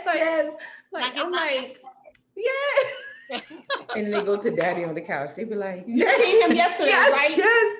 She was like, "He "No." did it yesterday." It's like, "No, your brother alone." He wanted to play with his big brother, and because they're 10 years apart, I kind of give my oldest his space. He's 17. Yeah. So the little one, obviously, he wanted to play with his brother, and I'm like, well, not right now, maybe later. Stood right there. He came over to his dad on the couch and to go ask his dad. His dad's like, "Yeah," because he just didn't want to be bothered. So it was like exactly what happened. I'm like, it was so funny. Did you not just hear me tell me? Me and her were right there. We were just like, and I'm in the kitchen. I said, "Jay, pour me that drink, please." Yeah. I said, "Just pour me the drink." Like, see? Yeah. That's guys do that all the time. Yeah. They just double team me. Like, I'm like, yeah. I thought I was the queen of this house. Like, what are you doing? Like, pour me. Yeah. Yeah. She's a. I try. It's the opposite because she's like all boys and the only girl. And I feel like when we went to my dad's house to live with him, I'm thinking like this man must be like, she left at the age of 18 and came back with a child, a dog, and 2 fishes. And I'm looking like, and we're all girls. I'm like, "What's up, daddy?" Dolls everywhere. This man's bachelor pad turned into like the chateau of princesses. You blocking your daddy. Legit. I think I'm kind of blocking, to be honest with you. Because I'm like, I ain't seen not one woman over him since I've been here. And I'm thinking, I need to stay out a couple of nights and let him have his nights. Because I'm telling you, pink this, pink that. So what is it? All the stuff. My dad looking like, "You ain't gonna pick up the baby dog." I'm like, "You're gonna play with it again." Right. Why you want me to pick up the baby dog? Daddy, you got somebody coming over here. He's like, "No, you know, pink bikes, pink." And she's a girly girl. So you had 2 twos on the floor, 2 twos are here, and he just stepping over them like, "You guys are just taking over my house." Lip glosses everywhere. I'm looking like, I'll pick it up at the end of the day, Daddy. I'm sorry. You know what I'm saying? I'm stepping on roadblocks and Legos and. You know how many Legos I done stepped on? I got a ache in my foot, man. Legos. Loves Legos too, though. She's like, cause she goes to STEM magnet school for 5th grade, so they like have them play with Legos a lot and building and stuff. Yes. She's like now she loves Legos and is obsessed, and she'll have them on the floor, especially them little ones. The road time, and when you're not looking and you just walk in regular, and then you're barefoot, especially when you don't have no sandals, not sandals, slippers or anything on. You be up in that foot, just up in that foot. And now they got Legos that's clear, like the clear colored ones.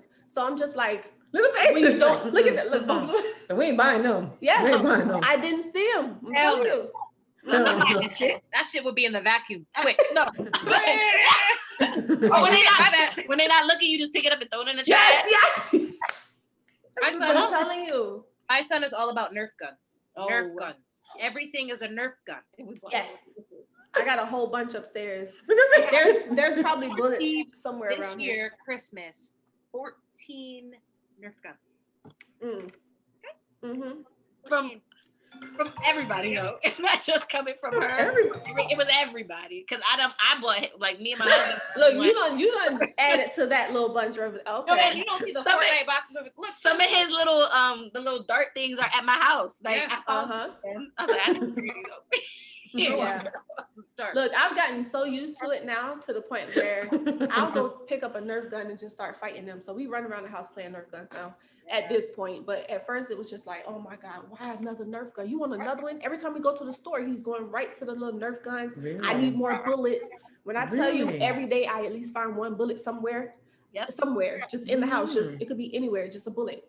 I'm just like, I looked up. They have a dart. It looks like a vacuum, but it's a dart collector, and you literally just go over your floor and it picks up all the darts. Yeah. I'm gonna get one. Because there's many. I'm like, I'm gonna get one. You just go over your floor and it picks up all the darts. Picks up all of them. You just put it up and then you empty it. Has like Really? Everywhere. Yeah. and you just put them in a little container. All this is foreign to me. I'm just like, Nerf. For Nerf your gun. birthday. I asked for it for my birthday. I said I'm gonna need a little dart collector because I can't relate. Like in my mind, I'm like, Nerf. Gun. I'm about to pick him up because he'd be like, "Oh, I'm exhausted." Like, Exhausted. I was like, "Oh, you exhausted? Then this is all Pick going these in the darts trash." Exactly. Oh I my had darts on God. the Christmas tree. I had darts everywhere. I was like, you know what? I'm not doing There was this. 2 of his darts were in 2 Christmas bags that were See? in at my house, and I was like going through the girls' Christmas Oh bags, like my God. taking their stuff out and getting things. I found 2 darts, and I was like, they don't have Nerf guns. Jalen. This is Jalen. It's so extra. I can't relate. For me, it's baby, it's baby stuff. It's like Barbies. You know, it was so funny. This year we were so scared of well, my aim was to make sure that, Black Barbies are there now. I wanted her to do representation. So I'm thinking, I'm gonna buy her these 2 little Black Barbies. One was like a mermaid Barbie, one was a regular Black Barbie. And I'm like, I want her to see Barbies like her skin tone. Take them everywhere. Everywhere. Well, let me tell you, my family had the same idea. She went from 2 to 8 Black Barbies. And I mean, it looked like a black squad. I'm thinking, I'm watching this, and I'm thinking to myself, I gotta buy her some other colors because I need my baby to know that we associate with everybody. Yeah. So I'm like, so now I'm over here looking for like the white Barbies, the Asian Barbies, the mixed Barbies. That's important though. Like I'm here in Walmart looking for it. It is. And I had a friend like, no, leave it. I said no, because look at how I want her to know that you see these Barbies, it's all cool to hang out. But listen, my daughter, her best friend, I think it's the cutest story. Her best friend is white named Zoe. And in the back of the car, she bust out with mommy. Me and you are brown. I said, yeah, girl, we brown. She said, we're brown. I said, yeah, we brown. She goes, but Zoe's white. And I said, yeah, Zoe is white. And I said, and what color is Zoe's mommy? Zoe's mommy's white. I said, but you and Zoe are best friends, right? I said, best friends like that. She goes, yes. I said, why are you best friends with Zoe? She goes, because she has a kind heart. And I was like, you're right, she does. And I'm like, yes, that's so cute. Yes. And I Yes, said, Mama, you doing good. I was like, oh God. That's so All right, awesome. Jesus. I like that. And I reiterated to her and said, yes, so we love people who have a kind heart, whether they're white, black. And she goes, purple, yellow, orange. I'm like, yeah, whatever. Purple, yellow, orange.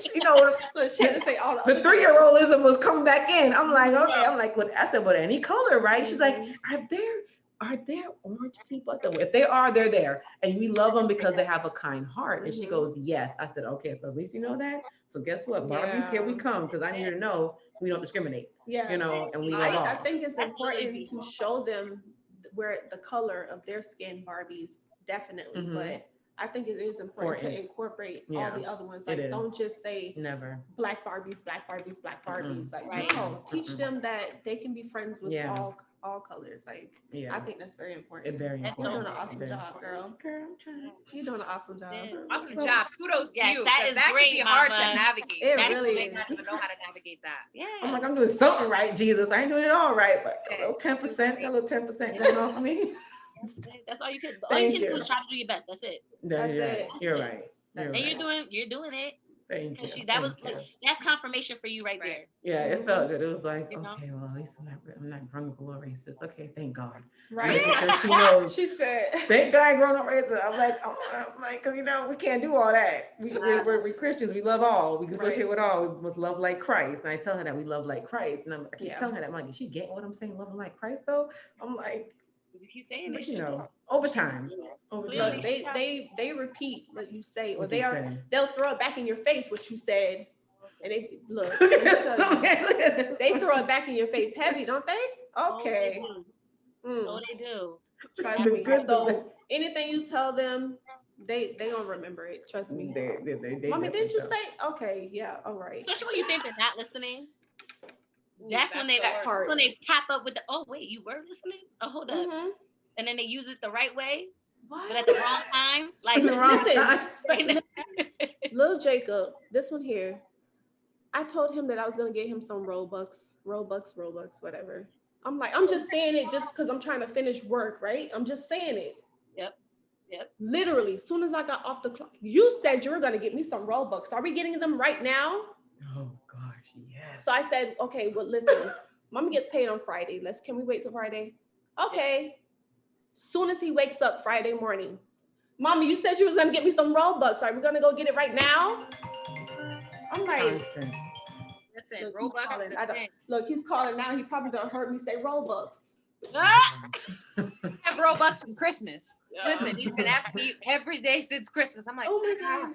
Because I want to make sure he's doing something appropriate with it. Like, I don't want him to get a game or be on it and get something. Yeah. Is that how that works? Yeah, it's like part of Roblox and like all these games. You can have bucks. Oh my God.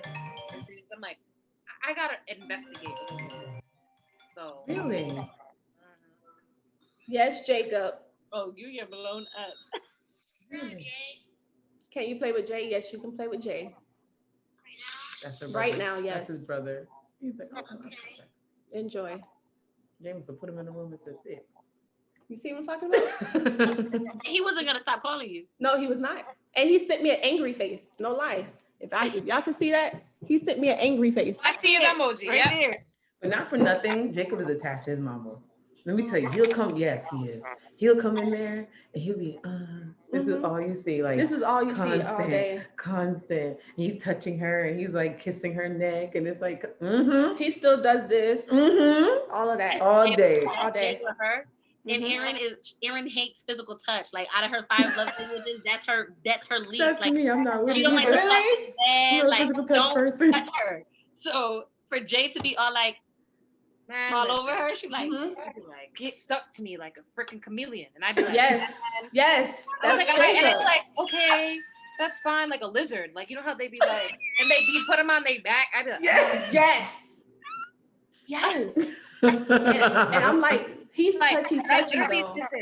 Oh my Very gosh, touchy, all up on me. If he was like not back here or whatever, he would have been all up in my lap doing all of this and he's touchy. Soon, and I'm at $10. He's gonna come sit right here on my lap, knowing that Alicia and me are here doing the podcast. I said, Mommy and Auntie Lee, what? You're about to hang out with Auntie Lee, and I can't be here. I said, Mommy and Auntie Lee need to handle some business, and then you might be here when Daddy drops you off before he goes to work. Like, Yeah. Okay, well, I'll make sure that he drops me off early. Whoa. Then Daddy will drop you off. talk about early. I'm telling you. I'm gonna make sure. Yeah, but still in the middle of the night, he'll go from his bed, come over to my bed, just be like, really? On top. They still do it. I got a king bed just for me, so that I can have a king bed for me, so I can sprawl out and I can just have my time. Yeah. Listen, every day since I've got this king bed, I'm on a sliver of my bed because he want to be his feet on my back, his hands on my back, his head on my back, everything, just all over the place. I'm like, that is a big full bed. Like, I got you. I gave you my bed, my queen bed, so you can sprawl out and have your time. You're only 7, right? Like, go for it. Yep. Still goes over to my bed. Yep. And all up on me, foot over me.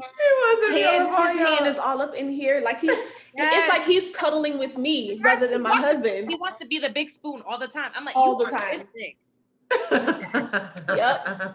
Oh, but he really does. He'll put his leg over his little toe, and he'd be like, "You comfortable, mommy?" I'd be like, "No, get your little behind to your bed." But I would be like, "This is fine. This is great." Yeah, and then he'll open behind me. It's fine. But she's at the edge of the bed. And inside, I'm like this. That's me. That's me.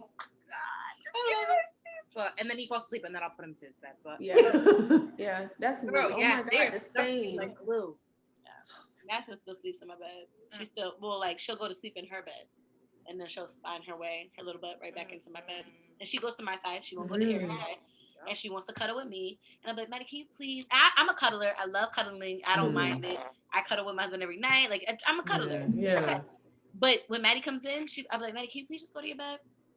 No, I'm scared, mommy. And blah, blah, blah. Like, fine. Like, fine. Because I'm tired at this point. And I just need to go to bed. And the way my anxiety is set up is that if I finally fall asleep, like, I need to stay asleep because my mind just wanders. Yeah. So if I'm asleep, like, then just get in the bed. And then she'll get in and then she'll come and cuddle up, like, right in front of me.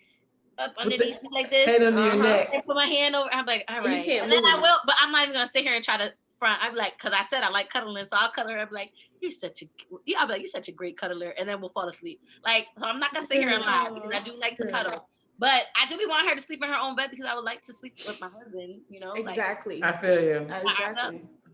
That's Mackenzie. She is a good cuddler. I ain't going to lie. That's Mackenzie. She's a cuddle and a kicker. It's like, in the middle of the night, like she starts in her bed, and I'm just like, yes. Good.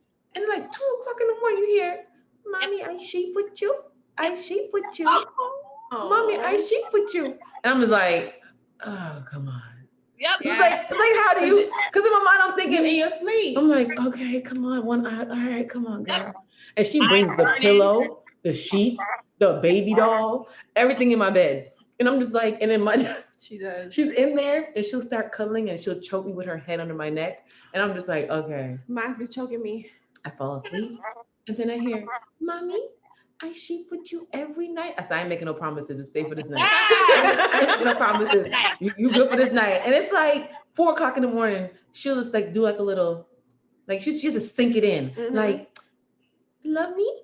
No. I said, girl, I thought you were sleeping. Go to bed. She'll say this crap and then just knock back out. Like she'll just wake up, say a word, "Love me," gone again. And she'll stay up. So, so cute though. You know, it's mom, we half-ass sleep. You know, much of we might be deep sleeping. If they say something, I'd be like, yeah, love me too. Go to bed. Let me go to bed. And I don't like being touched all day. I'll cuddle with you in the beginning, but guess what? Get away from me at the end of the night. But her getaway is the neck and the kicking, and my back is hurting because now she's sleeping like we're sleeping like a T. We went from here to like a T, and guess what? Oh my God! This little T over here is going doop doop doop doop doop doop doop.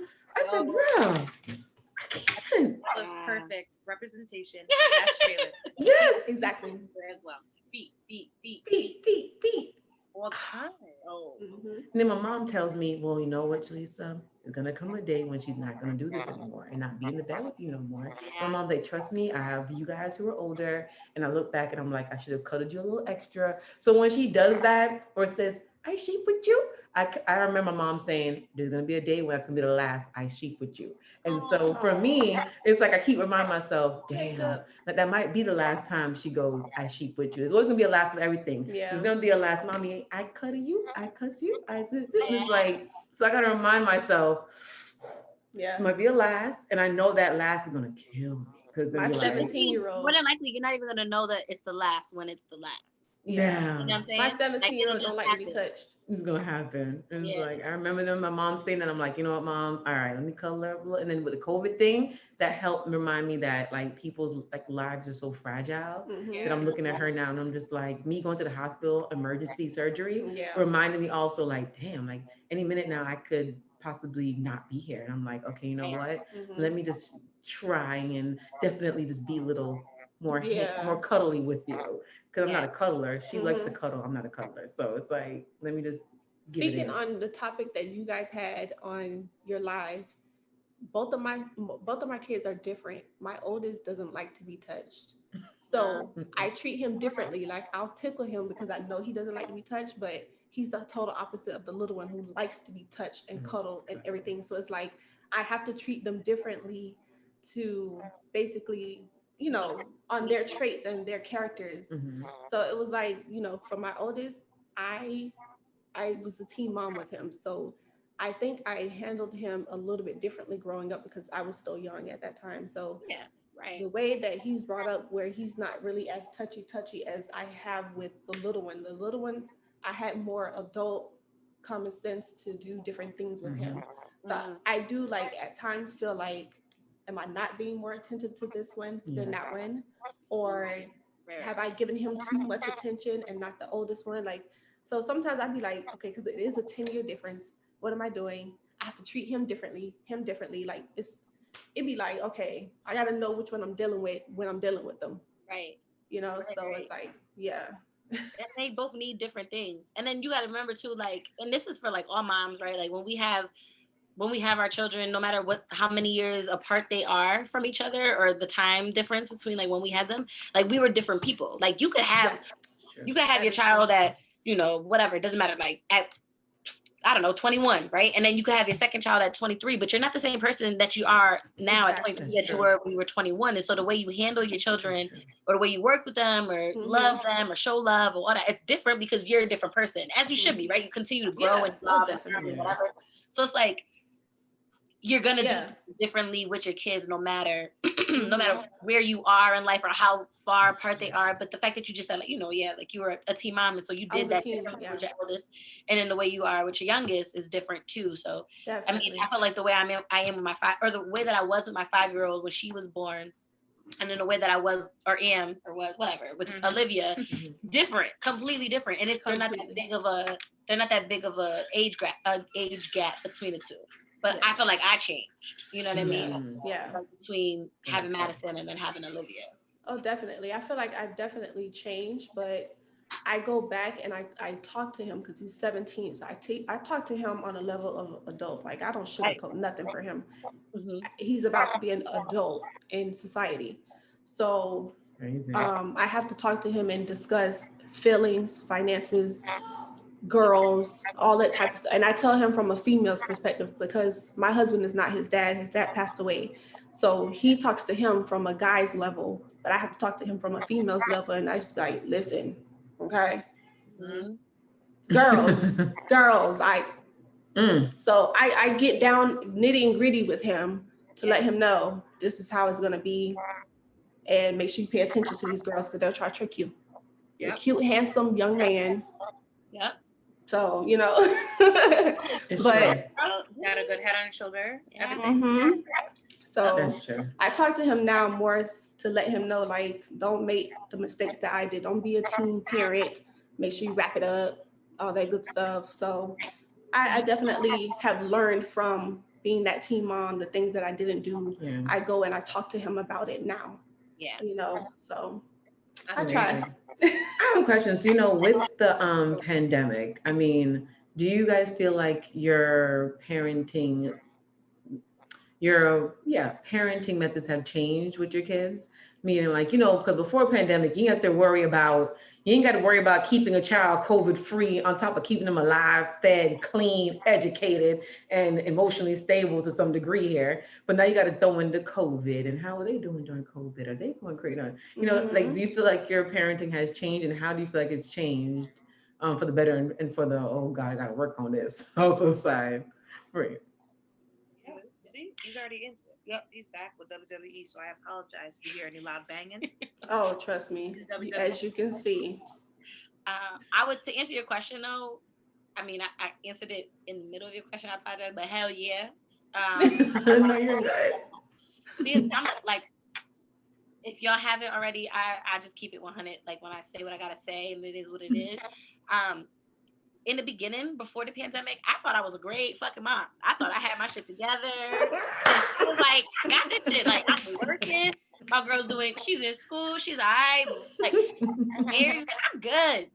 When the pandemic hit and we had to be home 24/7, I was like, wait a minute, hold on.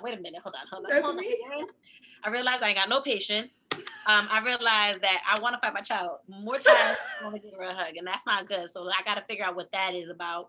And then just realizing figuring out, and on a serious note, figuring out my own triggers and my own traumas from my own childhood that were filtering into my relationship with my child or my children now, and realizing all right, nope, I need to address things and stuff that's bothering me, and I gotta work on it.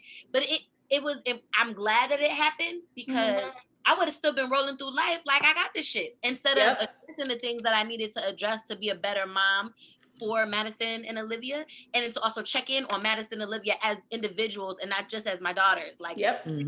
Checking on Madison as my 5-year-old daughter who has her own personality, her own life, and Olivia who's growing and learning and discovering things every single day, and how I have different relationships with the both of them, although we're one unit. So I'm grateful for this pandemic because it checked me. It completely checked me. It was no, you don't have it 100% together. There's things you need to fix, and there's things that you need to recognize that you have to fix, and that's okay. There's nothing wrong with that. Here's your opportunity to do that. Yep. So that's me.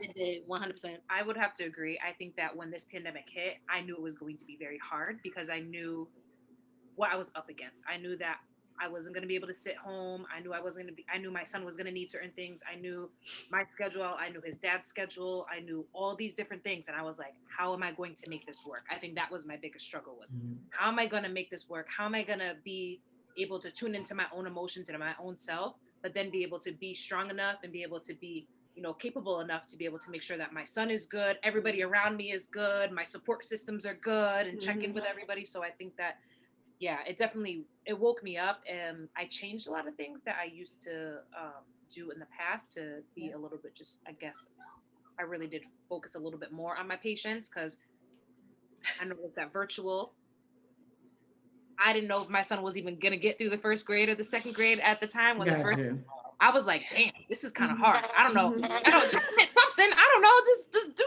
whatever. But me too. I'm not even gonna lie. I already checked this math that they're doing right now and how they're doing it. I'm like, listen, no. Yeah. Right. Yeah. I got my patience was tested as well. I had to check at least 2 teachers. I had to scoop to their level and correct them on how they're talking to the kids, because when I'm in the room and I'm at work and I hear you talking to my child or any other child any kind of way, no ma'am, we're not doing that. No. So I definitely said, can you call my number please immediately? No, I had to check at least 2 teachers. I'm not playing that game. Like, I understand that the teachers are frustrated as well, and I'm okay with that. But it's how you talk to these kids. It's not their fault.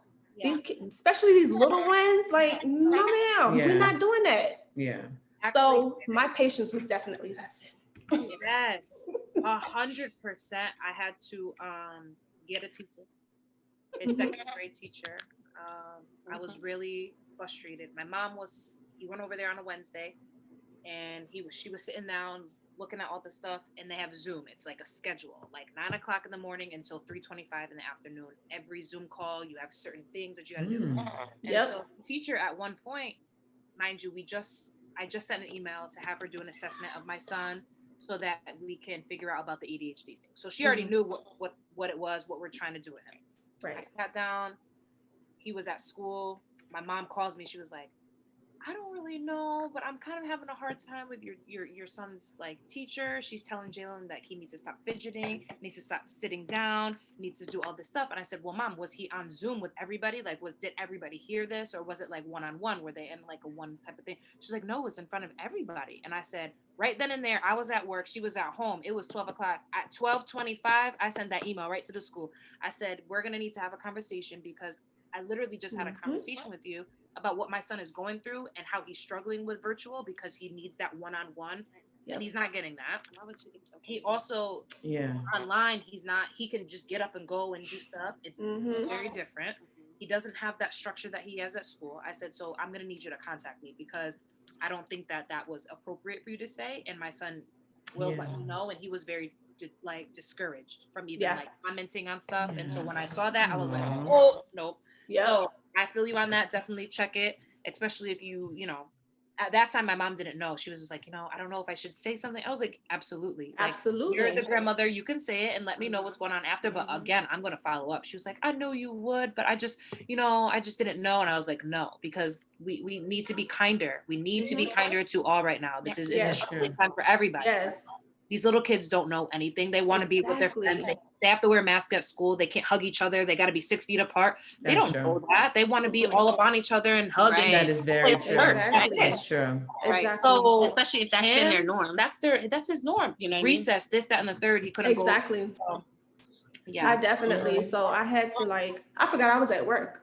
That's how quick I got up to go. Like, no, we finna correct this right now. Yeah. Even just for the sake of the other kids, I just was like, listen, it's not these kids' fault.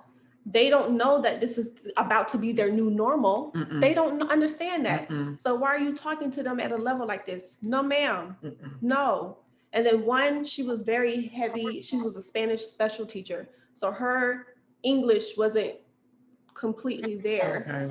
So I definitely had to basically get the principal involved in that conversation, because I had to I was like, listen, these kids, honestly, they don't understand. My son was like literally about to cry because he didn't understand her. He was very frustrated. Okay. So, and it's like, it's not her fault, but it's not the kid's fault either. And I'm like, I don't know what we're gonna have to do about this, but she probably just gonna have to just email the work or something, because these kids don't understand her. Yeah. So they had to figure that out and stuff like that. So I'm just like, look, we're all navigating as we're just taking it day by day, pretty much. Yes. You guys are learning, we're learning with you. So I feel like we just all have to learn how to have that patience with each other. Yeah. So, but yeah, girl, it was hard. When it came to teacher side, I know a lot of teachers, so they were calling me to their houses to help them to learn Zoom.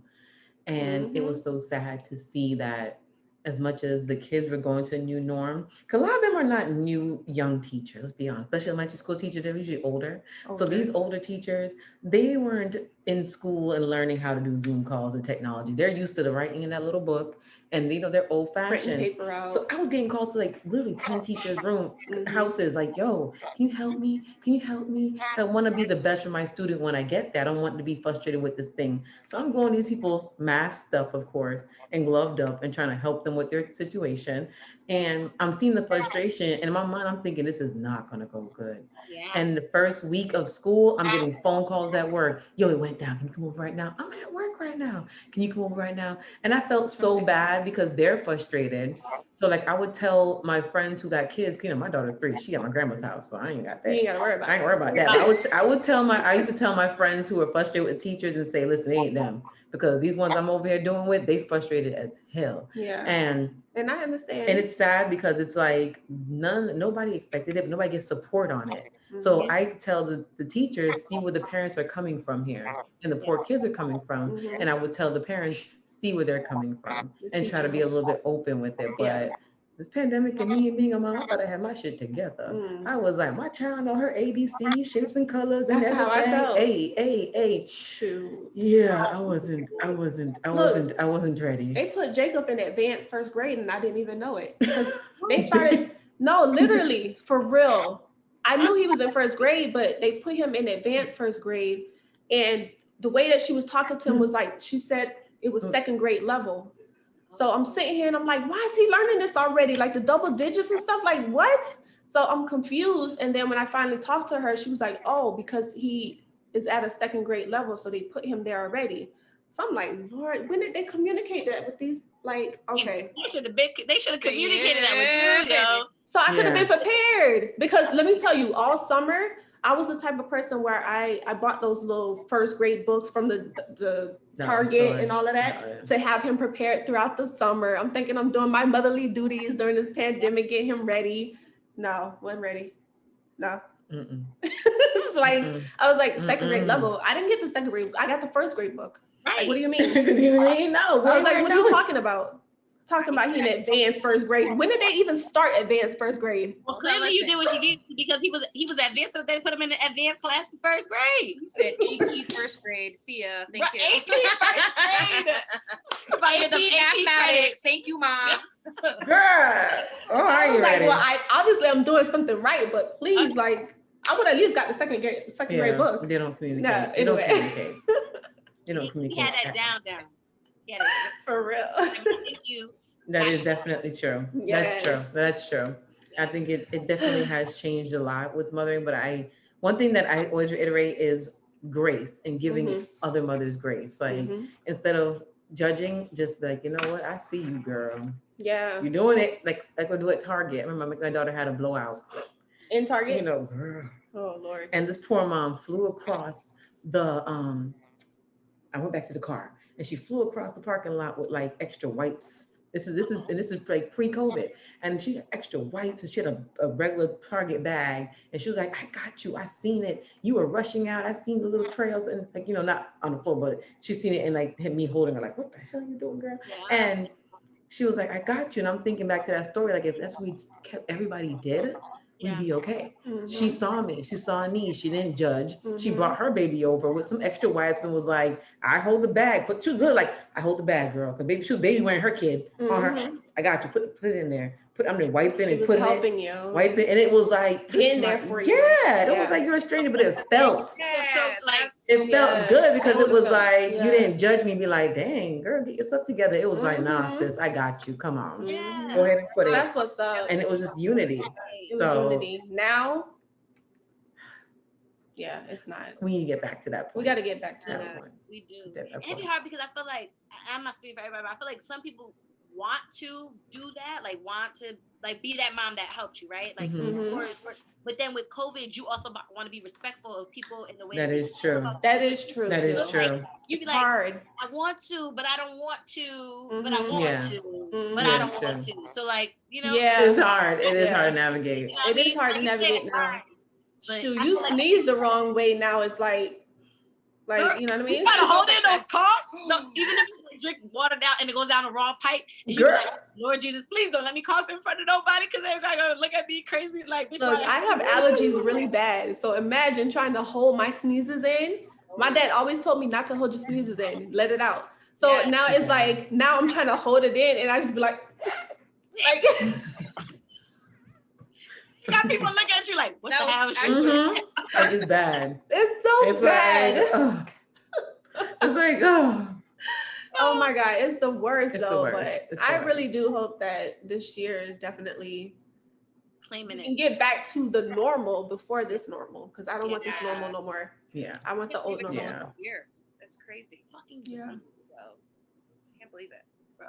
Nah. Yeah, the reason why our whole podcast came about was because we it was like what, April-ish probably, when like the CDC and all of them were talking about, oh, this is gonna last for over a year. And that at that point I hadn't seen my parents, I hadn't seen nobody. We was literally cooped up in the house, and I just had a breakdown at my kitchen table, like lost it. I was crying, and Eric was like, what's wrong? And I was like, I can't do this for a year. Like, I'm crying. And then like both the babies come up to me, they're hugging me, kissing me. Yeah. And then like, I remember I put that up on Instagram because I'm a social media whore. I put everything up there.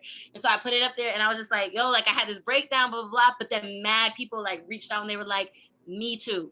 I feel the same way. And so that's when we created the Mom's Time to Unwind Zoom session that we had like a bunch of moms chime in from like Connecticut, New York, Mass, Georgia, Florida. It was mad cool. And then I was like, yo, me and E got together and we were like, we should make this like accessible for anybody whenever they want to like listen to it, whatever. And then that's when we came up with the podcast. Yeah. But it like, that's, I think it was hard. It was even hard for me and Alicia because we would be like, what are you doing today? Yo, like, all right, just come over. Yeah. Or we'll pack the bags, we'll get our kids, she'll come here, I'll go there, like whatever the case may be. And then it was just like, it was bigger than that. Cause now we had this whole entire pandemic going on and we had to make sure that we're very respectful of our spaces. We're making sure that I'm keeping her kids safe by not, even though I'm not doing anything, but I'm in the field. I'm literally working. So like, being with my kid or then going over there, like we just had to be very cautious and we're so each other all the time.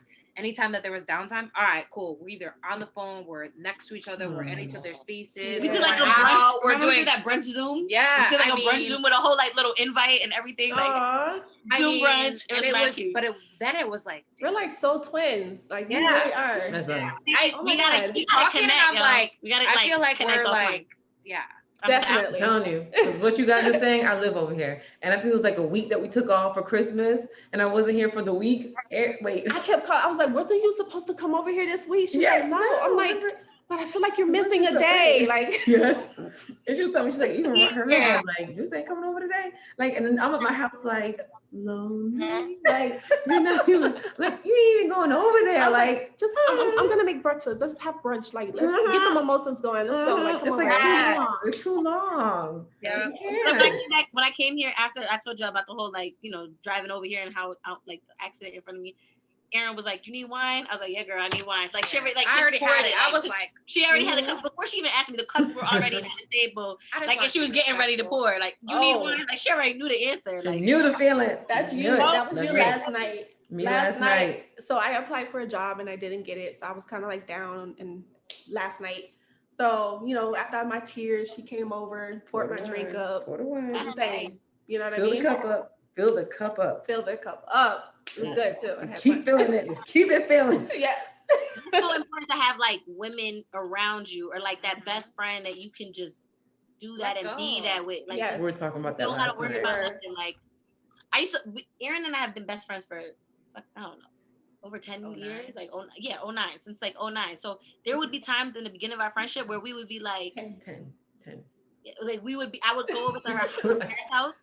And they had a pool, and I'd be over there in summer, and I'm a fish. Like, I love to be in the pool. I love to swim. Like, please just put me on the beach.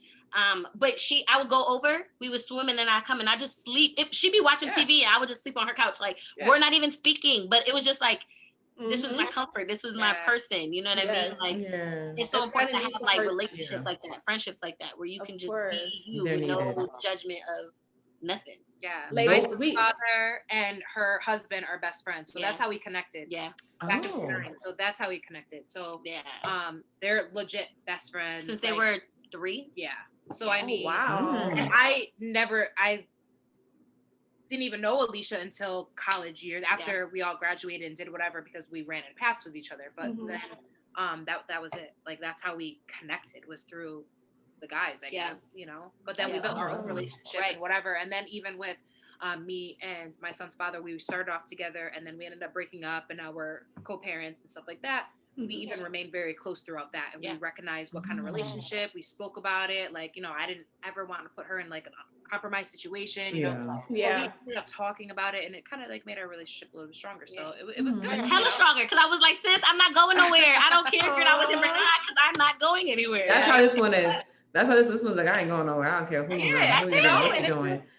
I'm around. Right. This one over here ain't playing. Don't play. I'm around. I'm a big supporter. Like I support all women. Like, and if you're my circle, I'm supporting regardless. Like that's just who I am. So definitely. We support each other. Yes. We're stuck. Yeah. Oh yeah. Forever. Like in Cardi B voice. Forever. However. I'll be like, girl, we stuck till toe tags, okay? Till the toe tags go on, we going down together. That's it. That's it. Till toe tags, we together with this, okay? We ain't going nowhere. You need to get a shirt made. Yes. We got to. Oh my God. Ladies, we got to do this again. We do.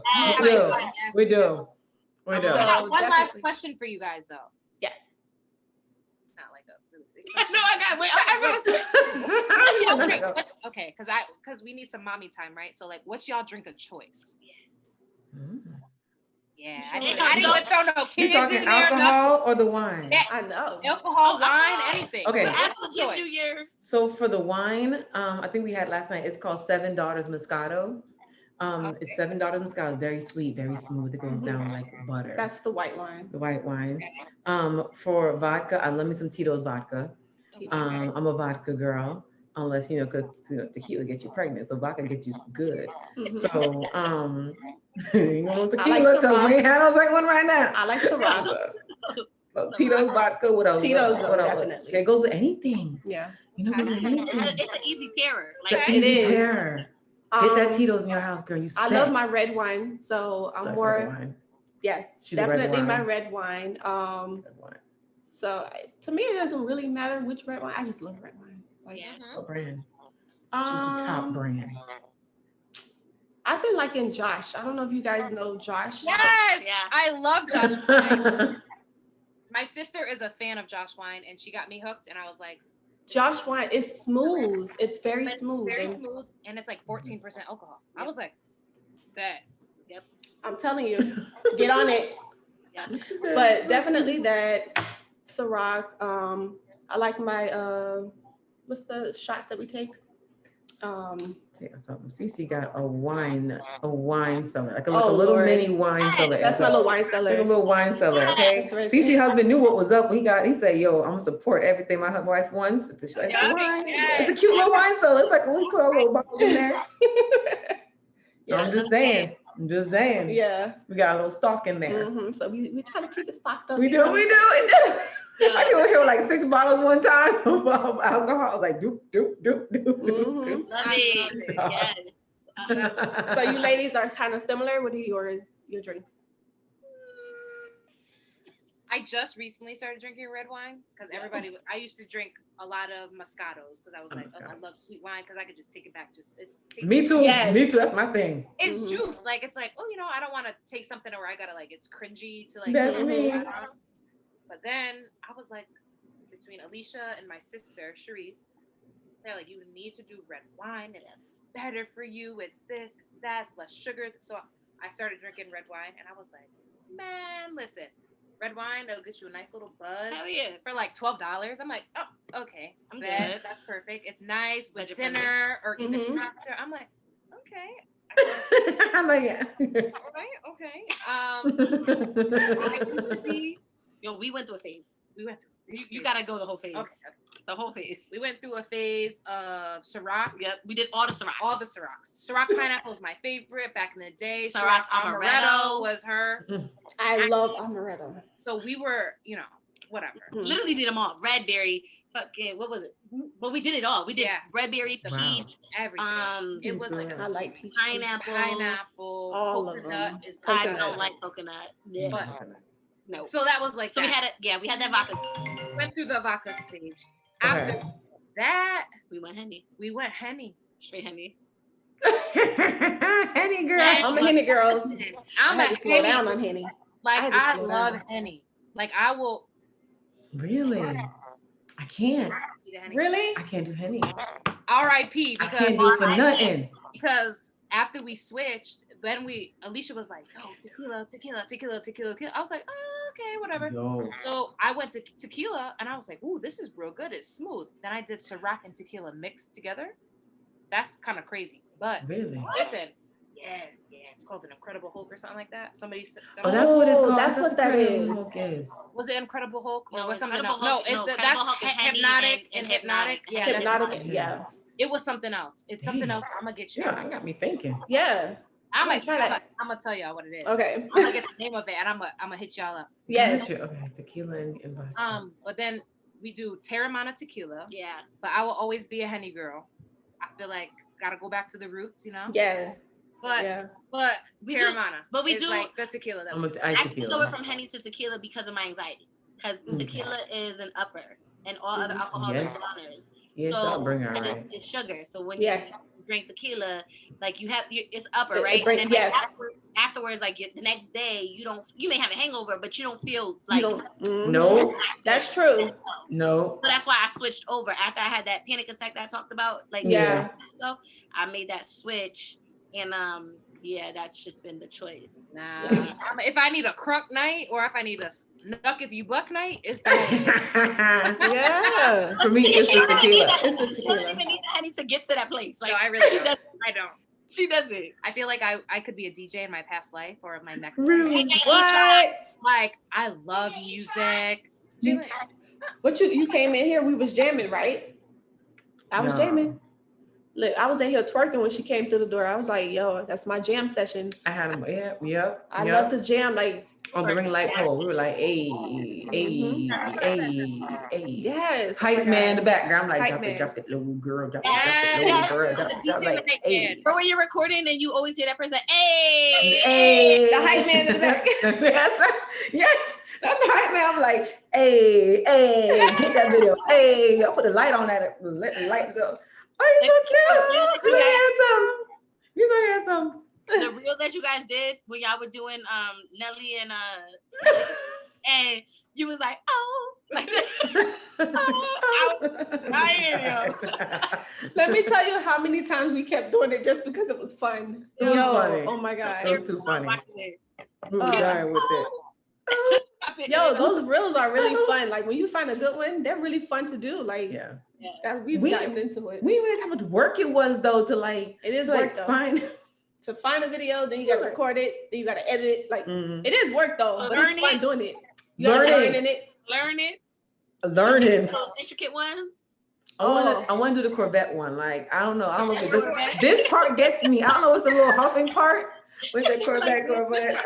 Could you ride like that? Can you talk like that? I'm trying to get it so bad. I gotta do it. This part makes me so retarded. Yes, the video when she corrects everybody. What's that? She was like, doing? I don't know what y'all do. Corvette. What Corvette y'all drive? The Corvette I drive. People like this. I was dying. I was like, this is its own one on its own. Like, right. I've never done a TikTok or I've never done, like a real, I've never done one. So my son had a new babysitter. My cousin came over because I'd rather take him with me. Well, I'll figure it out and whatever. And I was like, no, I need to like release some control, allow people to come watch him because I feel like he's just all over the place that I feel like people wouldn't know how to like really handle him. But I got TikTok sent to me, all these TikToks, and did I show you them? Nope, sure didn't. I said, ain't he supposed to be doing school? I was like, oh, I liked the message, and I said, instead of the TikToks, Jalen, you're gonna need to start doing your schoolwork because you sent them to me during school hours, and it was like literally a whole little thing. He was like, a little dark skin, a little melanin, that whole one. What? I'm gonna have to send it to y'all. I'm gonna show y'all. Oh my god! Two of them. That's hilarious. Today, and I was like, okay, sure. But he actually killed it. I was very proud of him. I know that's right. Okay, that's cute. Look, just not during school hours. Right. School hours after 3:25. Education first. Right. That's too cute though. You know, your mom moments, you be like, you shouldn't be doing that, but you be like, but you did cute. Right. You did it. That's true. You be like, you did something. You did a little something. You be proud of your child alone. You be like, yeah, okay, my baby can dance. You got a rhythm, okay? You know, I know that feeling. Right. Oh my God. That's too cute. All right, ladies, we're gonna let you go. Thank you for joining our podcast. We have to do this again. We do. Again and again and again. We do. We can go live. We can do everything. Yeah. Oh yeah. Yeah, definitely. For sure. We definitely do. Like we'll hook something up for sure. And then we're also working on figuring out what we're doing with all of our episodes, our 4 episodes, and doing our next couple episodes of what it's gonna look like for us. So we'll definitely keep you in the loop to definitely bring you guys on as well, for sure. Definitely. We love that. All right, ladies. Thanks for doing And we're gonna have to come down there because it's definitely come. Yeah, oh my God. Come on. Yeah. I have flight credits because 2 of my trips got canceled, so I could. I know that's right. Okay. That's right. We're about to Florida. I've never been on a flight. You've never been on a flight? You've never flown anywhere? You guys. No, she's getting on me all the time about it. No. Are you afraid? That excited, yeah. Okay. I'm gonna drug her and we're gonna go. Yeah. That's all you need. I don't fly either. I have to because of my job, like for Quinnipiac, because we have to travel to go do teams and stuff like that. I don't fly. I do not. I have anxiety about flight. It's the control aspect. Just thinking about it right now, I feel like I'm getting it. Like, no. Oh no. Okay. I live on a plane, You're not gonna be on the plane, okay? We'll get on the plane and come to we'll go. Okay. I live on a plane. No, I'm taking her behind on a plane. What area? She said she's gonna get me on one though. All I ever do is travel. She's been a lot of Turks and places. Caicos, Costa Rica. Going down to Costa Rica, going down to St. Martin, Antigua. I mean, Jamaica. She's been. In your suitcase next time. Oh, come on. I mean, I love it. Traveling is life. Flying is life.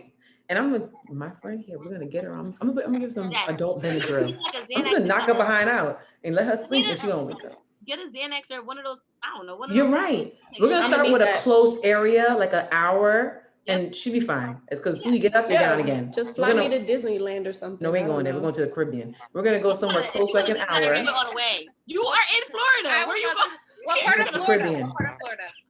We're in Fort Lauderdale. Yeah. Close to Miami. Y'all gotta come visit. Come visit.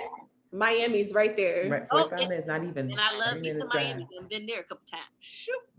Come to Miami. And we got the best of both worlds. You got 4 hours to Key West, 4 hours to Disney if you want to, 30 minutes to Miami, 30 minutes to Orlando. Well, So we're like right in the middle there. Everything. Right. I love everything. Where are you guys located? Connecticut. Yes. Man, not too much. Ain't nothing at all. No. We got New York. Nothing at all.